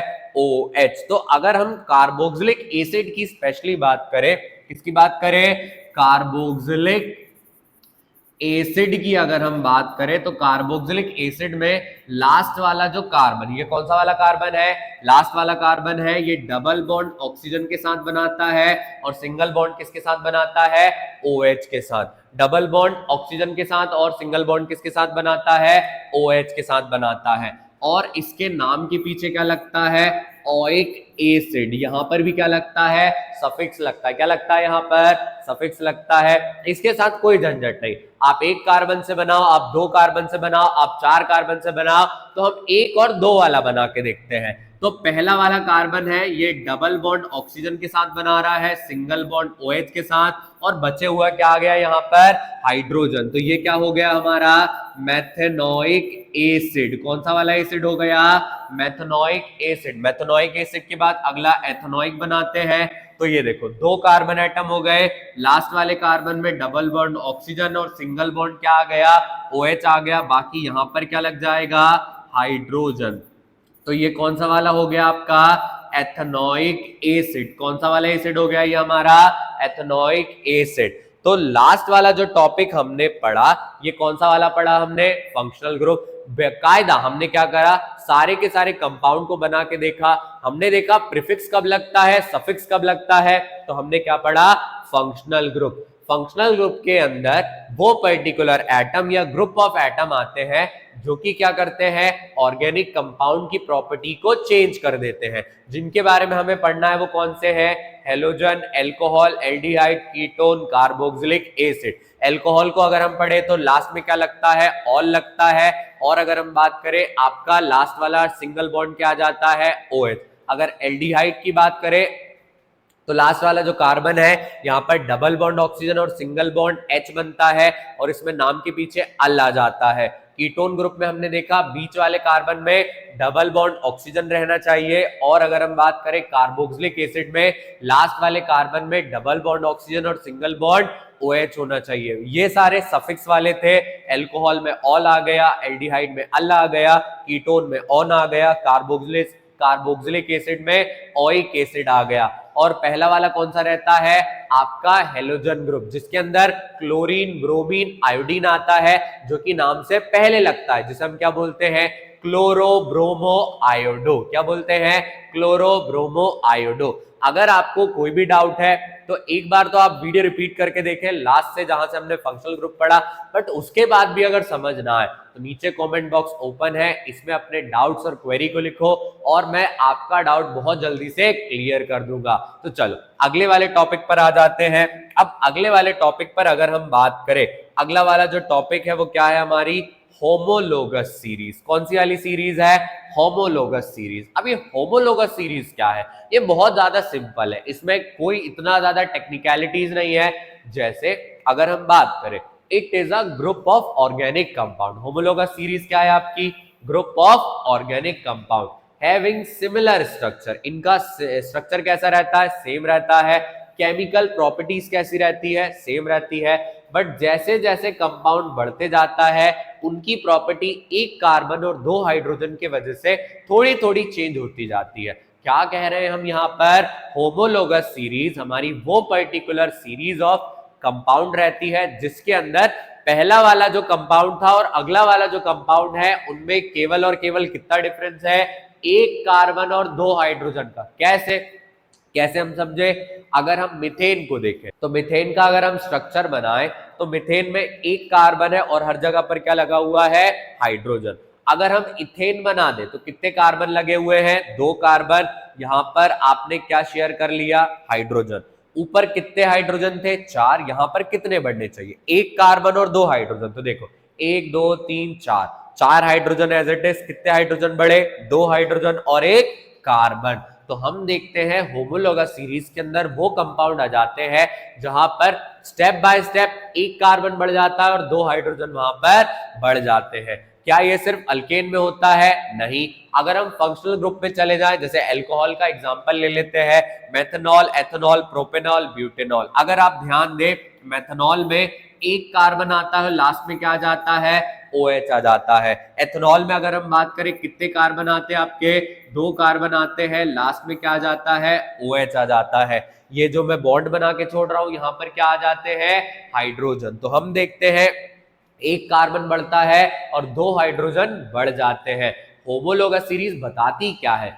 ये बताती है कि जो कार्बन के कंपाउंड रहते हैं सैचुरेटेड, अगर आप उनमें फंक्शनल ग्रुप को जोड़ दें या अगला कंपाउंड बनाने जाएं तो उनकी जो प्रॉपर्टी है उसमें थोड़े चेंज देखने को मिलते हैं, क्योंकि वहां पर सिर्फ और सिर्फ एक कार्बन और 2 हाइड्रोजन बढ़ जाते हैं। अब होमोलोगस सीरीज के बाद फाइनली आ जाते हैं हम नॉमेनक्लेचर पर। अब ये नॉमेनक्लेचर पढ़ना क्यों जरूरी है? क्योंकि याद करो पीछे हमने एथेनॉल पढ़ा, प्रोपेनॉल पढ़ा, ब्यूटेनॉल पढ़ा, अल्कलाइन पढ़ा, अल्कलाइन कह रहा हूं, अल्काइन पढ़ा, अल्कीन पढ़ा। तो इन सभी के नाम कहां से आए? मीथेन पढ़ा, मीथीन पढ़ा, इनका नाम कहां से आया? इनका नाम आता है नॉमेनक्लेचर से। कहां से आता है? नॉमेनक्लेचर से। भैया ये नॉमेनक्लेचर क्या है? जैसे जब आपने बर्थ लिया तो आपके मम्मी पापा ने आपका नाम रखा, अब आपका नाम राधे, श्याम, हरिओम कुछ भी रह सकता है, हर्ष रह सकता है, चिंटू, पिंटू, गिंटू कुछ भी रह सकता है।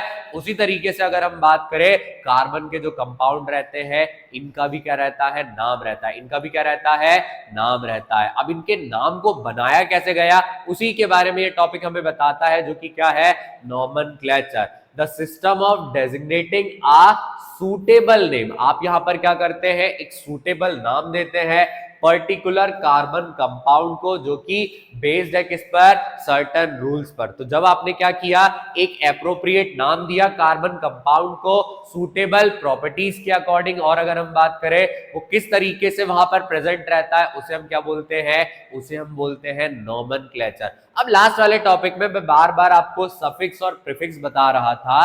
तो सफिक्स का मतलब क्या है, जब आप नाम के पीछे और नाम के आगे अलग अलग चीजों को ऐड करते हैं। जैसे हमने देखा सफिक्स कब लग रहा था, प्रीफिक्स कब लग रहा था। सफिक्स आपका एल्कोहल में ऑल लगा, एल्डिहाइड में अल लगा, कीटोन में ऑन लगा।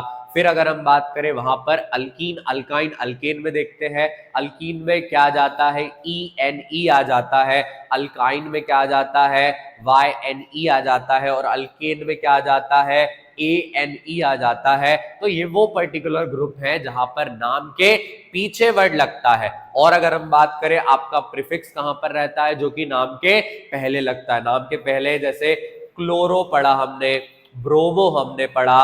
और ये नाम देता कौन है, प्रीफिक्स कब लगेगा, सफिक्स कब लगेगा, ये बताता है आईयूपीएससी। कौन बताता है, आईयूपीएससी। जिस तरीके से आपका जो बोर्ड है, जैसे सीबीएसई में अगर आप पढ़ते हैं तो सीबीएसई बोर्ड आपकी मार्कशीट देता है, बताता है आपके कितने नंबर आए, कौन से सब्जेक्ट में कैसे आए। वैसे अगर हम बात करें केमिस्ट्री की, पूरे वर्ल्ड वाइड सबसे बड़ी अथॉरिटी है आईयूपीएससी, जो कि क्या करती है, हर कार्बन कंपाउंड को एक पर्टिकुलर नाम देती है। अब बात आती है कि जो आगे जुड़ रहे हैं पीछे जुड़ रहे हैं उनकी तो बात हो गई, बट कार्बन का क्या। अगर आपको कंपाउंड के अंदर एक कार्बन दिखे, कितने कार्बन दिखे, एक कार्बन दिखे, तो इसके नाम क्या आ गया, क्या आ जाता है, मैथ आ जाता है। अगर आपको दो कार्बन देखने को मिले तो इसके नाम के आगे क्या आ जाता है, एथ आ जाता है। अगर तीन कार्बन देखने को मिल रहे हैं तो वहां पर क्या आ जाएगा, वहां पर आ जाएगा प्रोप। चार है तो क्या आ जाएगा, चार कार्बन में, चार कार्बन में आ जाएगा ब्यूट। पांच कार्बन में कितना आ जाएगा,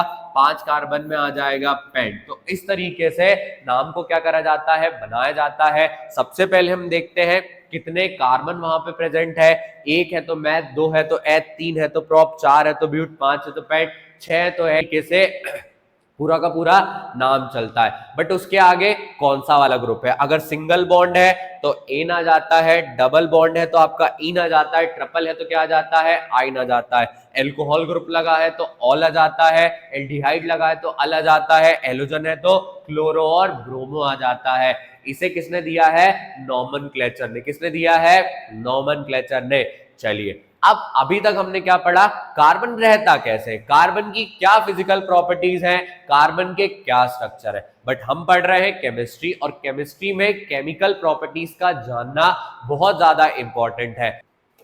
चलिए तो अब हम आ गए हैं केमिकल प्रॉपर्टीज ऑफ कार्बन पे। जैसा कि हमने डिस्कस किया, जिस तरीके से हर केमिस्ट्री के चैप्टर में केमिकल प्रॉपर्टीज इंपॉर्टेंट है, उसी तरीके से कार्बन की भी जो केमिकल प्रॉपर्टीज है ये भी हमारे लिए बहुत ज्यादा इंपॉर्टेंट है। अब कार्बन कुछ पर्टिकुलर केमिकल प्रॉपर्टीज दिखाता है, जैसे कंबशन, ऑक्सीडेशन, फ्यूशन, सब्स्टिट्यूशन के बाद एडिशन। और अगर हम बात करें जो एथेनॉल और एथेनोइक एसिड रहता है उसके बारे में भी हम यहाँ पर पढ़ने वाले हैं। तो चलो बगैर किसी देरी के क्या करते हैं, कार्बन की केमिकल प्रॉपर्टीज के बारे में पढ़ लेते हैं। The majority of the carbon containing molecule connected with hydrogen, hydrocarbon are fuels that emit heat and burn. तो जनरली अगर देखा जाए जो हमारे कार्बन के कंपाउंड रहते हैं ये क्या करते हैं, इनके अंदर कार्बन और हाइड्रोजन रहते हैं। जब इन्हें बर्न करा जाता है तो ये लार्ज अमाउंट में हीट और लाइट प्रोड्यूस करते हैं, जिस वजह से जो कार्बन की प्रॉपर्टीज हैं वो हमारे लिए बहुत ज्यादा इंपॉर्टेंट हो जाती है। और अगर हम बात करें वाइड तौर पर हम इन्हें क्या करते हैं, कार्बन कंपाउंड को फ्यूल के तौर पे इस्तेमाल करते हैं। वुड आ जाता है, बायोगैस आ जाती है, चारकोल आ जाती है, कोक आ जाती है। ये हर प्रकार के जो कार्बन कंपाउंड है ये कहीं ना कहीं हमारे लिए बहुत ज्यादा इंपॉर्टेंट है। तो चलो पहली वाली केमिकल प्रॉपर्टी पर आ जाते हैं। पहली केमिकल प्रॉपर्टी क्या है? कंबशन। क्या है? कंबशन। अब कंबशन को पढ़ने से पहले देखो ये पर्टिकुलर पिक्चर हमें क्या शो कर रही है कि जब हमने लकड़ियों को जलाया, लकड़ियां छोड़ो आप कोल को जला ले, कोल के अलावा पेट्रोल को बर्न करके देख ले, मिथेन को बर्न करके देख ले, हर बार हम देखते हैं वहां पर हीट और लाइट प्रोड्यूस होती है। तो कार्बन ऐसा करता क्या है? कार्बन शो करता है कंबशन। याद करो कभी ना कभी हवन में तुम बैठे होंगे, तो हवन में जब आप कोई सामग्री छोड़ते हो, जब लास्ट में क्या करते हो, हवन को भोग लगाते हो, खाना उसके अंदर छोड़ते हो, तो तुमने देखा होगा जो हमारा खाना है वो क्या प्रोड्यूस करता है? हीट प्रोड्यूस करता है, वो बर्न होने लगता है। रीजन उसका रहता है कार्बन। जिन पर्टिकुलर जगहों पर या जिन पर्टिकुलर सब्सटेंस में कार्बन रहता है वो हर कंपाउंड क्या करता है? कंबशन वाली प्रॉपर्टी दिखाता है। कंबशन वाली प्रॉपर्टी है क्या? The process of burning a carbon compound, वो पर्टिकुलर प्रोसेस जहां पर हम कार्बन वाले कंपाउंड को क्या करते हैं? बर्न करते हैं। किसके प्रेजेंस में? एयर के प्रेजेंस में। तो वो कुछ चीजें रिलीज करता है, carbon dioxide, water vapour, heat और लाइट प्रोड्यूस करता है। जो ये लाइट रहती है और अगर हम बात करें जो हीट रहती है, ये फॉर्म ऑफ एनर्जी रहती है जिसका हम क्या करते हैं? यूज करते हैं। अगर आप जनरल रिएक्शन देखें, ये हमारी नेचुरल गैस है, जब ये ऑक्सीजन के प्रेजेंस में बर्न करी तो ऊपर हमने पढ़ा कार्बन डाइऑक्साइड आना चाहिए, कार्बन डाइऑक्साइड आया, वाटर वेपर आना चाहिए, हीट और लाइट। जितने भी कार्बन रिलेटेड कंपाउंड रहते हैं ये अपनी कंबशन वाली प्रॉपर्टी को दिखाते हैं, ये बहुत ज्यादा फ्लेमेबल रहते हैं। बट जैसा कि हमने पढ़ा कार्बन के दो अलग अलग तरीके के कंपाउंड रहते हैं। पहला वाला सैचुरेटेड रहता है और दूसरा वाला अनसैचुरेटेड रहता है। अगर हम सैचुरेटेड हाइड्रोकार्बन के बारे में बात करें तो ये कौन सा वाला फ्लेम प्रोड्यूस करते हैं? क्लीन फ्लेम देते हैं। और अगर हम बात करें जो अनसैचुरेटेड हाइड्रोकार्बन रहते हैं, इनका जो फ्लेम रहता है वो स्मोकी रहता है।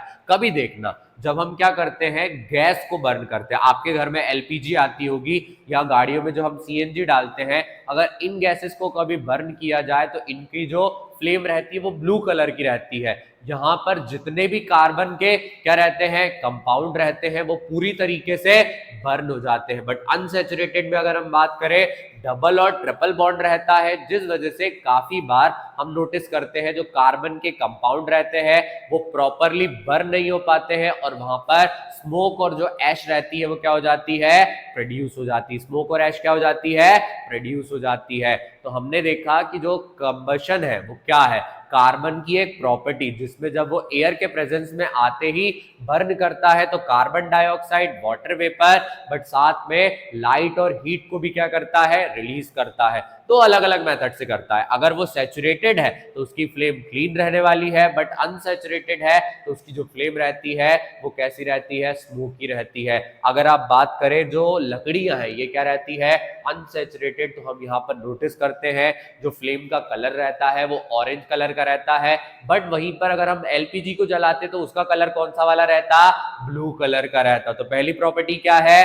कंबशन। अब कंबशन के बाद अगली प्रॉपर्टी पर आ जाएं तो अगली प्रॉपर्टी क्या है हमारी? ऑक्सीडेशन। कभी ध्यान से नोटिस करना जो हमारे कार्बन के कंपाउंड रहते हैं, जैसे खाने को ले ले, अगर हम खाने को बहुत लंबे समय तक बाहर छोड़ देते हैं तो आपने देखा होगा हमारा खाना क्या हो जाता है? ऑक्सीडाइज हो जाता है। कार्बन क्या हो जाता है? खाना क्या हो जाता है? ऑक्सीडाइज हो जाता है। अब ये ऑक्सीडाइज क्यों होता है? Carbon undergo oxidation. कार्बन क्या करता है? ऑक्सीडेशन के प्रेजेंस, ऑक्सीडेशन का प्रोसेस कर लेता है अगर ये ऑक्सीजन के प्रेजेंस में आ जाए। और किस टेम्परेचर पे? हायर टेम्परेचर पे। गर्मियों के समय देखना जब हम खाना बाहर छोड़ देते हैं टेम्परेचर काफी ज्यादा हाई रहता है, ऑक्सीजन की अवेलेबिलिटी रहती है, तो हमारा खाना बहुत जल्दी ऑक्सीडाइज हो जाता है और खाने में से स्मेल वगैरह आने लगती है, क्योंकि कार्बन बहुत जल्दी क्या करता है? अपने आप को ऑक्सीडाइज कर लेता है। और अगर हम बात करें अगर वहां पर वो ऑक्सीजन के प्रेजेंस में है, तो कई बार वो कार्बन मोनोऑक्साइड बना सकता है और कई बार वो क्या बना सकता है, वो बना सकता है कार्बन डाइऑक्साइड। तो क्या बताती है ऑक्सीडेशन की प्रॉपर्टी, अगर हम कार्बन कंपाउंड को बहुत लंबे समय तक ऑक्सीजन के प्रेजेंस में हायर टेम्परेचर पे छोड़ देते हैं तो ये क्या करता है, अपने आप को ऑक्सीडाइज कर लेता है। क्या कर लेता है, अपने आप को ऑक्सीडाइज कर लेता है।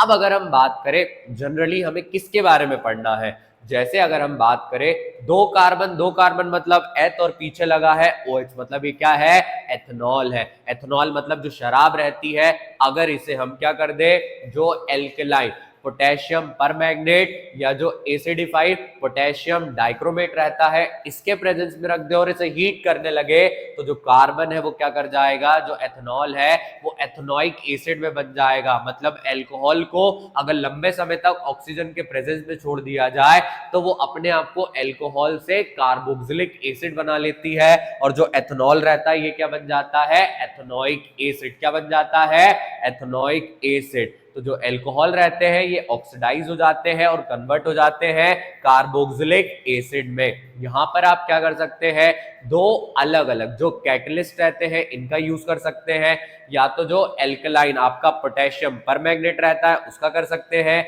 या तो जो एसिडिफाइड पोटेशियम डाइक्रोमेट रहता है उसका भी यूज हम यहां पर कर सकते हैं। तो दूसरी वाली प्रॉपर्टी हमने क्या पढ़ी, ऑक्सीडेशन, जहां पर कार्बन कंपाउंड क्या करता है, ऑक्सीजन के प्रेजेंस में हाई टेम्परेचर पे अपने आप को चेंज कर लेता है। अगली प्रॉपर्टी की तरफ बढ़ते हैं। अगली प्रॉपर्टी है एडिशन और एक है सब्स्टिट्यूशन, दोनों एक साथ चलती है। अब एडिशन कहां पर और सब्स्टिट्यूशन कहां पर, अगर आप कभी देखें अनसैचुरेटेड कंपाउंड में हम देखते हैं कार्बन को या तो डबल बॉन्ड बनाना पड़ता है या तो ट्रिपल बॉन्ड बनाना पड़ता है।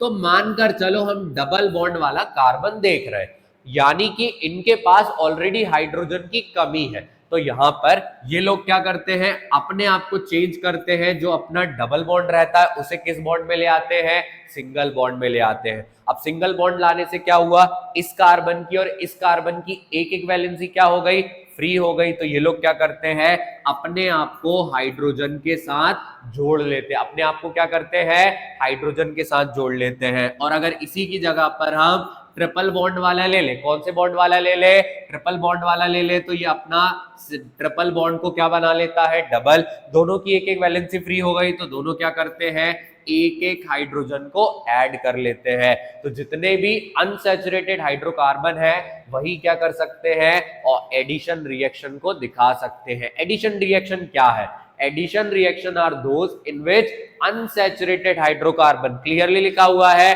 कि ये वो पर्टिकुलर रिएक्शन है जहां पर अनसैचुरेटेड हाइड्रोकार्बन क्या करता है, एक केमिकल रिएक्शन के थ्रू गुजरता है और अपने आप को सैचुरेटेड हाइड्रोकार्बन में कन्वर्ट कर सकता है। अब आप बोलोगे आपने डबल बॉन्ड से तो सिंगल बॉन्ड बना दिया बट ट्रिपल से तो सिर्फ डबल बना। ये क्या करेगा, फर्दर रिएक्शन करेगा और फर्दर रिएक्शन करने के बाद अपना जो डबल बॉन्ड है उसे सिंगल बॉन्ड में बदलेगा और सिंगल बॉन्ड में बदलने के बाद अपने आप को हाइड्रोजन के साथ ऐड कर लेगा। तो जितने भी आपके क्या रहते हैं अनसैचुरेटेड हाइड्रोकार्बन, अगर डबल बॉन्ड वाला है तो वो सिंगल बॉन्ड में आ जाता है, ट्रिपल वाला है तो डबल में आता है और डबल के बाद किस में आता है, सिंगल में आता है। अगर आप यहां पर देखें दो कार्बन है ये आपस में डबल बॉन्ड से जुड़े हुए हैं, ये जो R है ये कार्बन की सीरीज को रिप्रेजेंट कर रहा है। निकल कैटलिस्ट के प्रेजेंस में हमने हाइड्रोजन यहां प्रोवाइड किया तो वो जो डबल बॉन्ड था वो किस में बदल गया, सिंगल बॉन्ड में। तो हम कह सकते हैं अनसैचुरेटेड हाइड्रोकार्बन कौन सा वाला रिएक्शन दिखाते हैं, एडिशन रिएक्शन। जो एडिशन रिएक्शन रहते हैं इसमें जो हाइड्रोजन है वो अनसैचुरेटेड हाइड्रोकार्बन को क्या बना देती है, सैचुरेटेड हाइड्रोकार्बन। और इस प्रोसेस को हम क्या बोलते हैं, हाइड्रोजनेशन। क्या बोलते हैं, हाइड्रोजनेशन। अगर आपसे कोई पूछे हाइड्रोजनेशन क्या है, it is the property of carbon in which unsaturated hydrocarbon go through a chemical reaction, एक केमिकल रिएक्शन के अंदर जाता है जहां पर कार्बन जो रहता है वो डबल बॉन्ड या ट्रिपल बॉन्ड को छोड़कर अपने आप को सिंगल बॉन्ड में लेकर आता है और अपने आप को हाइड्रोजन के साथ जोड़ लेता है। इसे हम बोलते हैं हाइड्रोजनेशन। अब हाइड्रोजनेशन इंपॉर्टेंट क्यों है? जनरली आपने देखा आजकल मार्केट में कई वेजिटेबल घी आ गए। ये वेजिटेबल घी क्या है? जो प्लांट बेस्ड घी रहता है उसको हम क्या करते हैं, हमारे ट्रेडिशनल घी की तरह बना लेते हैं, उसका टेक्सचर वैसा बना लेते हैं। तो इसके लिए हम क्या करते हैं, उन पर्टिकुलर वेजिटेबल घी के अंदर हाइड्रोजन को ऐड करते जाते हैं। मतलब जो वेजिटेबल ऑयल रहता है उसको सैचुरेटेड बनाने के लिए हाइड्रोजन ऐड करते जाते हैं ताकि उसका जो टेक्सचर है वो हमारे ट्रेडिशनल घी की तरह हो पाए। तो ये पर्टिकुलर प्रोसेस जो है हाइड्रोजनेशन की, इसको कई इंडस्ट्री में यूज करा जाता है ताकि हम क्या कर सके, वेजिटेबल घी बना सके। इसके नाम में वेजिटेबल लगा हुआ है, मतलब ये प्लांट बेस्ड घी रहता है जिसका टेक्सचर हमारे ट्रेडिशनल घी जैसा रहता है, बट इसका ओरिजिन कहाँ से रहता है, हमारे अलग अलग प्लांट की स्पीशीज से रहता है। इसको प्लांट बेस्ड बनाया जाता है, जिस वजह से ये जो प्रोसेस है इंडस्ट्रियल प्रोसेस में काफी ज्यादा इंपॉर्टेंट हो जाती है। अब अगर अनसैचुरेटेड आपके एडिशन दिखा रहे हैं तो जो हमारे सैचुरेटेड है, कौन से वाले हैं, सैचुरेटेड है, ये कौन सा बताते हैं, ये बताते हैं सब्स्टिट्यूशन। अब सब्स्टिट्यूशन क्यों दिखाएंगे, क्योंकि यहां पर जो कार्बन है उसकी कोई वैलेंसी फ्री हो ही नहीं सकती है। अगर आपको कोई वैलेंसी फ्री करना है तो किसी ना किसी हाइड्रोजन को आपको क्या करना पड़ेगा, हटाना पड़ेगा। और जब किसी एक चीज को हम हटाते हैं और दूसरी चीज को लगाते हैं तो उसे क्या बोलते हैं, सब्स्टिट्यूशन। याद करो linear equation in two variable वाला चैप्टर, अगर हम किसी एक वैल्यू की जगह दूसरी वैल्यू रखते हैं प्रोसेस को क्या बोलते हैं, सब्स्टिट्यूशन। क्या बोलते हैं, सब्स्टिट्यूशन। तो जितने भी हमारे सैचुरेटेड हाइड्रोकार्बन है वो कौन सा वाला रिएक्शन दिखाते हैं, सब्स्टिट्यूशन। उसके अलावा और कोई भी सब्स्टिट्यूशन रिएक्शन को दिखा नहीं सकता। The reaction in which an atom or group of atom in a molecule is replaced, ऐसा रिएक्शन जिसके अंदर क्या देखते हैं, एक एटम या ग्रुप ऑफ एटम को क्या कर दिया जाता है, रिप्लेस या सब्स्टिट्यूट। यहां पर हो सकता है डिफरेंट एटम कर सकते हैं या एक ही ग्रुप ऑफ एटम कर सकता है, और इस रिएक्शन को हम क्या बोलते हैं, सब्स्टिट्यूशन। कैसे याद रखना है, सब्स्टिट्यूशन रिएक्शन वो रिएक्शन है जिसके अंदर जो हाइड्रोजन रहता है उसको क्या कर दिया जाता है, रिप्लेस कर दिया जाता है किसी और एलिमेंट या ग्रुप ऑफ एलिमेंट से। उसे हम क्या बोलते हैं, उसे हम बोलते हैं सब्स्टिट्यूशन रिएक्शन। क्या बोलते हैं, सब्स्टिट्यूशन रिएक्शन। अगर हम यहां ध्यान दें, जो मीथेन है इसको क्लोरीन के प्रेजेंस में रखा गया। जो क्लोरीन रहता है अगर ये प्रेजेंस में है मीथेन के, तो सनलाइट की वजह से जो मीथेन है ये अपने आप को ब्रेक करने लगता है और धीरे धीरे करके जो हाइड्रोजन है वो रिप्लेस हो जाता है। जैसे अगर हम यहां पर देखें, ये हमारा कार्बन है जिसमें हर जगह पर क्या लगा हुआ है, हाइड्रोजन। अब आपने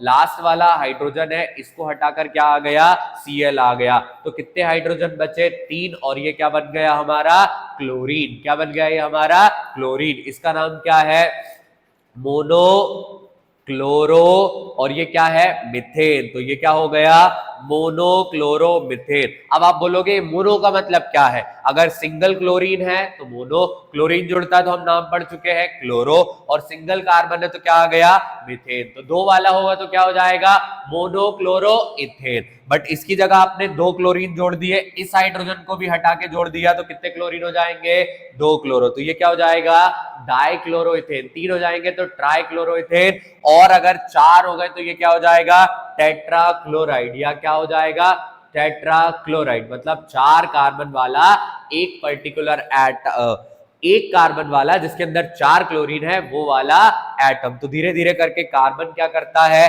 अपने हाइड्रोजन को रिप्लेस करते जाता है और क्लोरीन को वहां पर जोड़ता जाता है। इसे हम क्या बोलते हैं, सब्स्टिट्यूशन रिएक्शन। क्या बोलते हैं, सब्स्टिट्यूशन रिएक्शन। याद करिए 2 तरीके के रिएक्शन देखे, एक होता है एडिशन और एक होता है सब्स्टिट्यूशन।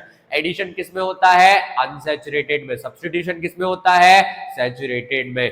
अब आ जाते हैं अगले 2 इंपॉर्टेंट टॉपिक पे, जो कि हमारे क्या है, एथेनॉल और एथेनोइक एसिड। पहले अगर हम एथेनॉल के बारे में पढ़े, it is a clear colourless liquid. ये कैसा है, एक क्लियर और कलरलेस लिक्विड है। Ethanol has distinct order and burning flavour. इसका जो ऑर्डर रहता है मतलब जो स्मेल रहती है वो अलग अलग हो सकती है, और जब इसको हम ड्रिंक करते हैं तो ये हमारे माउथ के अंदर बर्निंग सेंसेशन को क्या करता है, प्रोड्यूस करता है। हमारे माउथ के अंदर हल्की हल्की बर्निंग प्रोड्यूस होती है। जो एथेनॉल रहता है इसका बॉइलिंग पॉइंट कितना है, 351 केल्विन। कितना है, 351 केल्विन, जो कि कितना रहता है, 78, गलती से यहाँ 73 लिखा है, ये कितना रहता है, 78 डिग्री सेल्सियस। और अगर हम बात करें जो इथेन से कैसा रहता है, ज्यादा रहता है। अगर आप इसे वाटर के अंदर डालें तो ये किसी भी मात्रा में कैसा रहता है, प्रोपोर्शनेट रहता है। मतलब आप एक टंकी भर के आधी बोतल शराब की डाल दे तो वो भी मिक्स हो जाएगी, और एक शराब की बोतल को एक गिलास पानी में डालेंगे तो उसके अंदर भी वो क्या हो जाएगा, मिक्स हो जाएगा। तो एथेनॉल क्या है, एक कलरलेस लिक्विड है जो क्लियर है, उसकी स्मेल अलग अलग जगह पर अलग अलग हो सकती है। और हमने क्या देखा, ये 78 डिग्री पे क्या होने लगता है, बर्न होने लगता है। और साथ ही में अगर हम बात करें ये वाटर के अंदर किसी भी मात्रा में कैसा रहता है, सॉल्युबल रहता है। आप कम मात्रा में मिलाओ, ज्यादा मात्रा में मिलाओ, आप हर मात्रा में इसे क्या कर सकते हैं, मिला सकते हैं।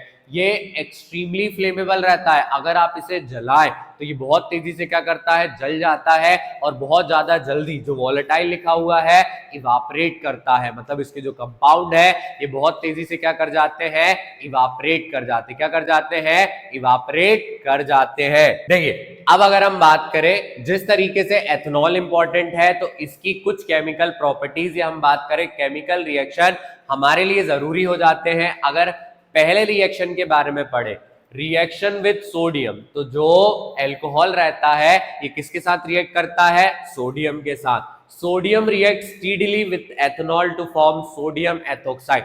तो धीरे धीरे करके जो सोडियम रहता है ये एथेनॉल के प्रेजेंस में आते ही क्या करने लगता है, रिएक्ट करने लगता है, और रिएक्ट करने के बाद क्या बनाता है, सोडियम एथोक्साइड, और साथ में हाइड्रोजन गैस को क्या कर देता है, रिलीज कर देता है।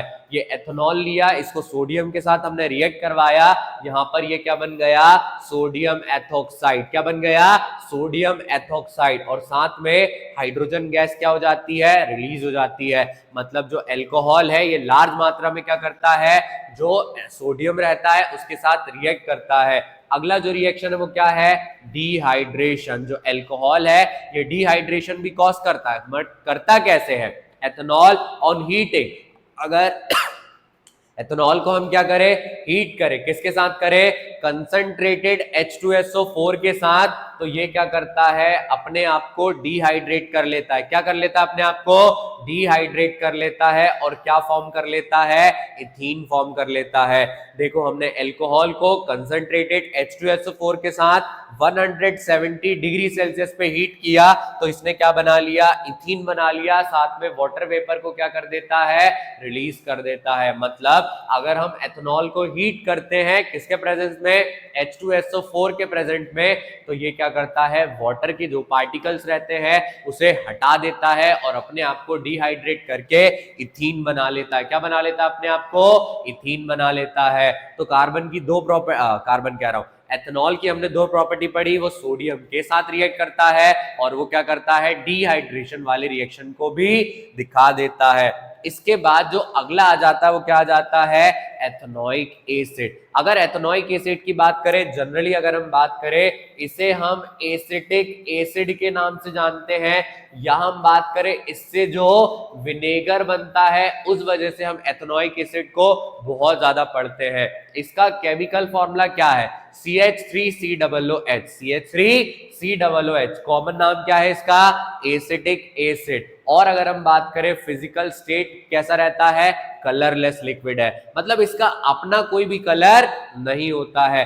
कितने डिग्री पे ये बॉईल करता है, 118 डिग्री सेल्सियस पे, और फ्रीज कितने पे कर जाता है, 16 डिग्री सेल्सियस पे। मतलब अगर आपने कम टेम्परेचर किया तो ये अपने आप को फ्रीज कर लेता है, और जब ये फ्रीज होता है तो ये क्या बन जाता है, ग्लेशियल एसिटिक एसिड। तो क्या पढ़ा एथेनोइक एसिड के बारे में, ये कलरलेस लिक्विड है, इसका कॉमन नेम एसिटिक एसिड है। जनरली ये विनेगर के नाम से जाना जाता है। क्यों विनेगर के नाम से जाना जाता है, अगर आपने 8% से लेकर 10% तक, या 5% से लेकर 8% तक, 5% से लेकर 8% तक पानी के अंदर किसको मिला दिया, एथेनोइक एसिड को मिला दिया, तो वो क्या बना लेता है, विनेगर बना लेता है। क्या बना लेता है, विनेगर बना लेता है। और विनेगर को हम क्या करते हैं, अपने जो खाना बनाते हैं, हम खाना बनाते हैं, जो चाइनीज फूड बनाते हैं उसके अंदर क्या करते हैं, यूज करते हैं। अगर इसकी प्रॉपर्टी के बारे में पढ़े तो फर्स्ट एंड फॉरमोस्ट सबसे ज्यादा इंपॉर्टेंट प्रॉपर्टी है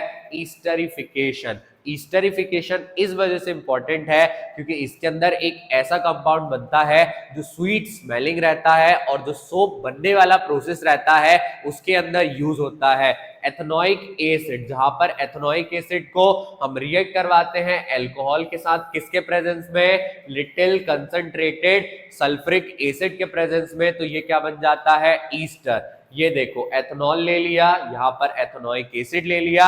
अगर एथेनॉल और एथेनोइक एसिड को H2SO4 के प्रेजेंस में हीट करा जाता है तो ये क्या बना लेता है, ये बना लेता है ईस्टर। क्या बना लेता है, ईस्टर। अगर आपसे कोई पूछे ईस्टर क्या है तो ये क्या है, एक स्वीट स्मेलिंग कंपाउंड है जिसे क्या करा जाता है, अलग अलग जगहों पर यूज करा जाता है, परफ्यूम वगैरह हो गए, सोप वगैरह हो गए, ताकि वहां पर एक अच्छी स्मेल आए। और साथ में वाटर वेपर को क्या कर देता है, रिलीज कर देता है। अगर इसी ईस्टर को हम क्या करते हैं, NaOH के साथ, NaOH हमारी एक बेस है, तो इस पर्टिकुलर एसिड को, या हम बात करें इस पर्टिकुलर ईस्टर को जैसे बेस के प्रेजेंस में लाते हैं तो ये वापस से क्या रिलीज कर देता है, एथेनॉल रिलीज कर देता है। बट अगर हम बात करें यहां पर क्या बना लेता है, सोडियम सॉल्ट बना लेता है। क्या बना लेता है, सोडियम सॉल्ट बना लेता है। और इसी सोडियम सॉल्ट से जो हमारी सोप रहती है उसे क्या करा जाता है,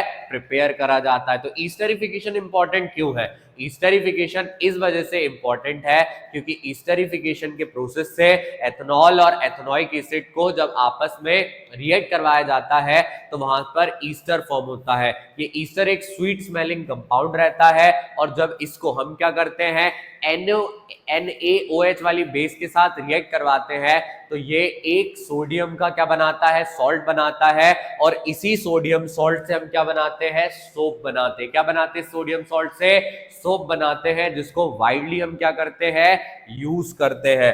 अब अगली प्रॉपर्टी के बारे में बात करें तो अगली प्रॉपर्टी क्या है, रिएक्शन विद बेस। अब एथेनोइक एसिड है, बेस के साथ रिएक्ट करेगा तो क्या रिलीज करेगा, एसिड प्लस बेस मिलके क्या बनाते हैं, सॉल्ट और वाटर। क्या बनाते हैं, सॉल्ट और वाटर। तो देखो एथेनोइक एसिड को जब हम रिएक्ट करते हैं बेस के साथ तो ये क्या रिलीज करता है, सॉल्ट और वाटर। ये एसिटिक एसिड ले लिया, इसको हमने बेस के साथ मिलाया, ये क्या करता है, सोडियम एसिटेट, जो कि एक हमारा क्या है, सॉल्ट है, और साथ में क्या बना लेता है, वाटर बना लेता है। इसका मतलब है जो हमारा न्यूट्रलाइजेशन रिएक्शन है इसको भी एथेनोइक एसिड क्या करता है, बेस के साथ शो करता है। अगला रिएक्शन किसके साथ है, कार्बोनेट और बाइकार्बोनेट। याद करो चैप्टर नंबर 2 एसिड और बेस। जब कोई एसिड हाइड्रोजन कार्बोनेट या बाइकार्बोनेट के साथ कार्बोनेट या बाइकार्बोनेट के साथ रिएक्ट करता है तो ये सॉल्ट बनाता है, कार्बन डाइऑक्साइड गैस बनाता है और वाटर वेपर रिलीज करता है।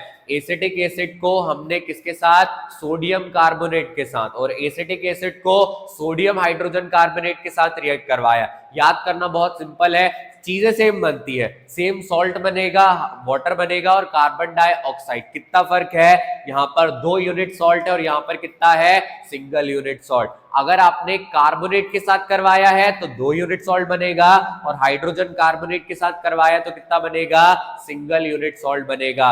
ये आपका एसिड है और ये क्या है, मेटल कार्बोनेट, और ये metal hydrogen carbonate. Acid base वाला रिएक्शन, जब कोई मेटल कार्बोनेट या मेटल हाइड्रोजन कार्बोनेट एसिड के साथ रिएक्ट करता है तो क्या बनता है, सॉल्ट बनता है, कार्बन डाइऑक्साइड बनता है और वाटर वेपर बन जाते हैं। तो इस रिएक्शन को हम इतने सिंपल तरीके से याद रखेंगे। अब आ जाते हैं चैप्टर के लास्ट टॉपिक पे जो कि हमारे लिए काफी ज्यादा इंपॉर्टेंट है। बट इस टॉपिक को पढ़ने से पहले हमें 2 तरीके के वाटर को समझना पड़ेगा, क्योंकि जो सोप और डिटर्जेंट रहते हैं वो दोनों अलग अलग प्रकार के पानी में रिएक्ट करते हैं। एक रहता है हार्ड वाटर और एक कौन सा रहता है, सॉफ्ट वाटर। हार्ड वाटर को कैसे याद रखें, हार्ड वाटर वो पर्टिकुलर वाटर है जिसके अंदर जो अलग अलग मिनरल है कैल्शियम है, मैग्नीशियम है, या जो अदर मिनरल्स रहते हैं वो बहुत ज्यादा हाई मात्रा में रहते हैं। जैसे अगर हम समुद्र का पानी देखें जिसके अंदर बहुत ज्यादा डिजॉल्व सॉल्ट रहते हैं, बट अगर हम बात करें उसकी जगह सॉफ्ट वाटर ले ले तो इसके अंदर जो मिनरल का कंटेंट रहता है वो कम रहता है। हार्ड वाटर में केवल और केवल जो डिटर्जेंट रहता है वो रिएक्ट कर पाता है, सोप इफेक्टिव नहीं हो पाता। बट सॉफ्ट वाटर में डिटर्जेंट तो रिएक्शन दिखाता ही है, बट सोप भी क्या करती है, अपना रिएक्शन वहां पर शो कर देती है। जिस वजह से हमें याद रखना है कि हार्ड वाटर और ग्राउंड वाटर, हार्ड वाटर और सॉफ्ट वाटर कैसे काम करता है। हार्ड वाटर के अंदर आपका ग्राउंड वाटर आ जाता है, डीप वेल वाटर आ जाता है, सी वाटर आ जाता है, और सॉफ्ट वाटर के अंदर जो हमारा रेन वाटर रहता है ये आ जाता है। अब आ जाते हैं आगे, सोप और डिटर्जेंट कैसे काम करते हैं। अब सोप और डिटर्जेंट हम क्यों पढ़ रहे हैं, क्योंकि जो सोप है और डिटर्जेंट है ये भी कार्बन के कंपाउंड है जिन्हें डे टू डे लाइफ में हम बहुत लार्ज मात्रा में क्या करते हैं, यूज करते हैं। अगर हम सोप के बारे में बात करें तो सोप क्या है, the molecules of soap are sodium और पोटेशियम सॉल्ट। जो सोडियम और पोटेशियम सॉल्ट रहते हैं अपनी एक लॉन्ग कार्बोक्सिलिक चेन के साथ वो क्या बनाते हैं, वो बनाते हैं सोप। जैसे आप इस एग्जांपल में देखें, ये हमारी कार्बन की क्या है, एक पर्टिकुलर चेन है। ये कार्बन की क्या है, एक पर्टिकुलर चेन, और आगे यहां पर क्या रहता है, सोडियम रह सकता है या क्या रह सकता है, पोटेशियम।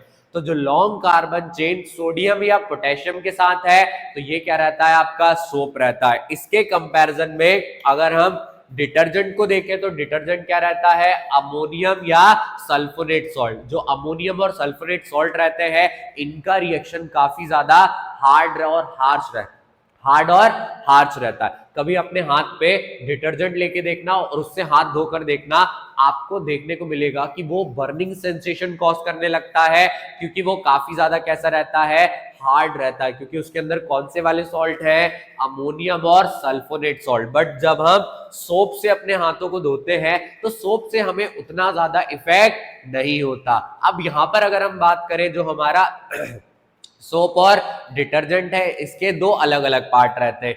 एक पार्ट रहता है इसका कौन सा वाला, हाइड्रोफोबिक, और एक कौन सा रहता है, हाइड्रोफिलिक। जो इसका आयोनिक एंड है, आयोनिक एंड अगर हम बात करें ये कौन सा वाला एंड है, आयोनिक एंड, ये क्या करता है, इंटरेक्ट करता है वाटर के साथ। और जो कार्बन वाली चेन रहती है ये किसके साथ करती है, ऑयल के साथ। आप इसे ऑयल कह सकते हैं, डर्ट कह सकते हैं, या हम बात करें आपके जो दाग और धब्बे रहते हैं उनके साथ रिएक्ट करता है। मतलब जो आपके सोप या डिटर्जेंट के मॉलिक्यूल रहते हैं ये काम कैसे करते हैं, इनका जो एक पार्ट रहता है ये वाटर के साथ करता है और दूसरा किसके साथ करता है, ऑयल और डर्ट के साथ। जो आपका सोडियम वाला पार्ट हो गया या हम बात करें पोटेशियम वाला पार्ट हो गया ये वाटर के साथ रिएक्ट कर लेगा, और जो आपका कार्बन वाली चेन रहेगी वो किसके साथ करती है, ऑयल के साथ करती है। अगर हम इसका क्लींजिंग एक्शन देखें तो ज्यादातर जो डर्ट रहती है या जो गंदगी रहती है वो ऑयल के फॉर्म में रहती है जो कि पानी के अंदर डिसॉल्व नहीं होती। तो जब सोप अपने स्ट्रक्चर में आता है तो वो क्या बनाता है, इस प्रकार से मिसल बनाता है। तो देखो ये लंबी जो चेन है ये क्या करती है, ऑयल और डर्ट के ऊपर रिएक्ट करती है, और बाकी जो आपका सोडियम रहता है वाटर के अंदर आ जाता है, और यहाँ पर हमारे जो कपड़े रहते हैं वो क्या हो जाते हैं, क्लीन हो जाते हैं। कैसे याद रखें कि सोप कैसे क्लीन करता है, तो सोप और जो डिटर्जेंट रहता है उसके दो पार्ट रहते हैं।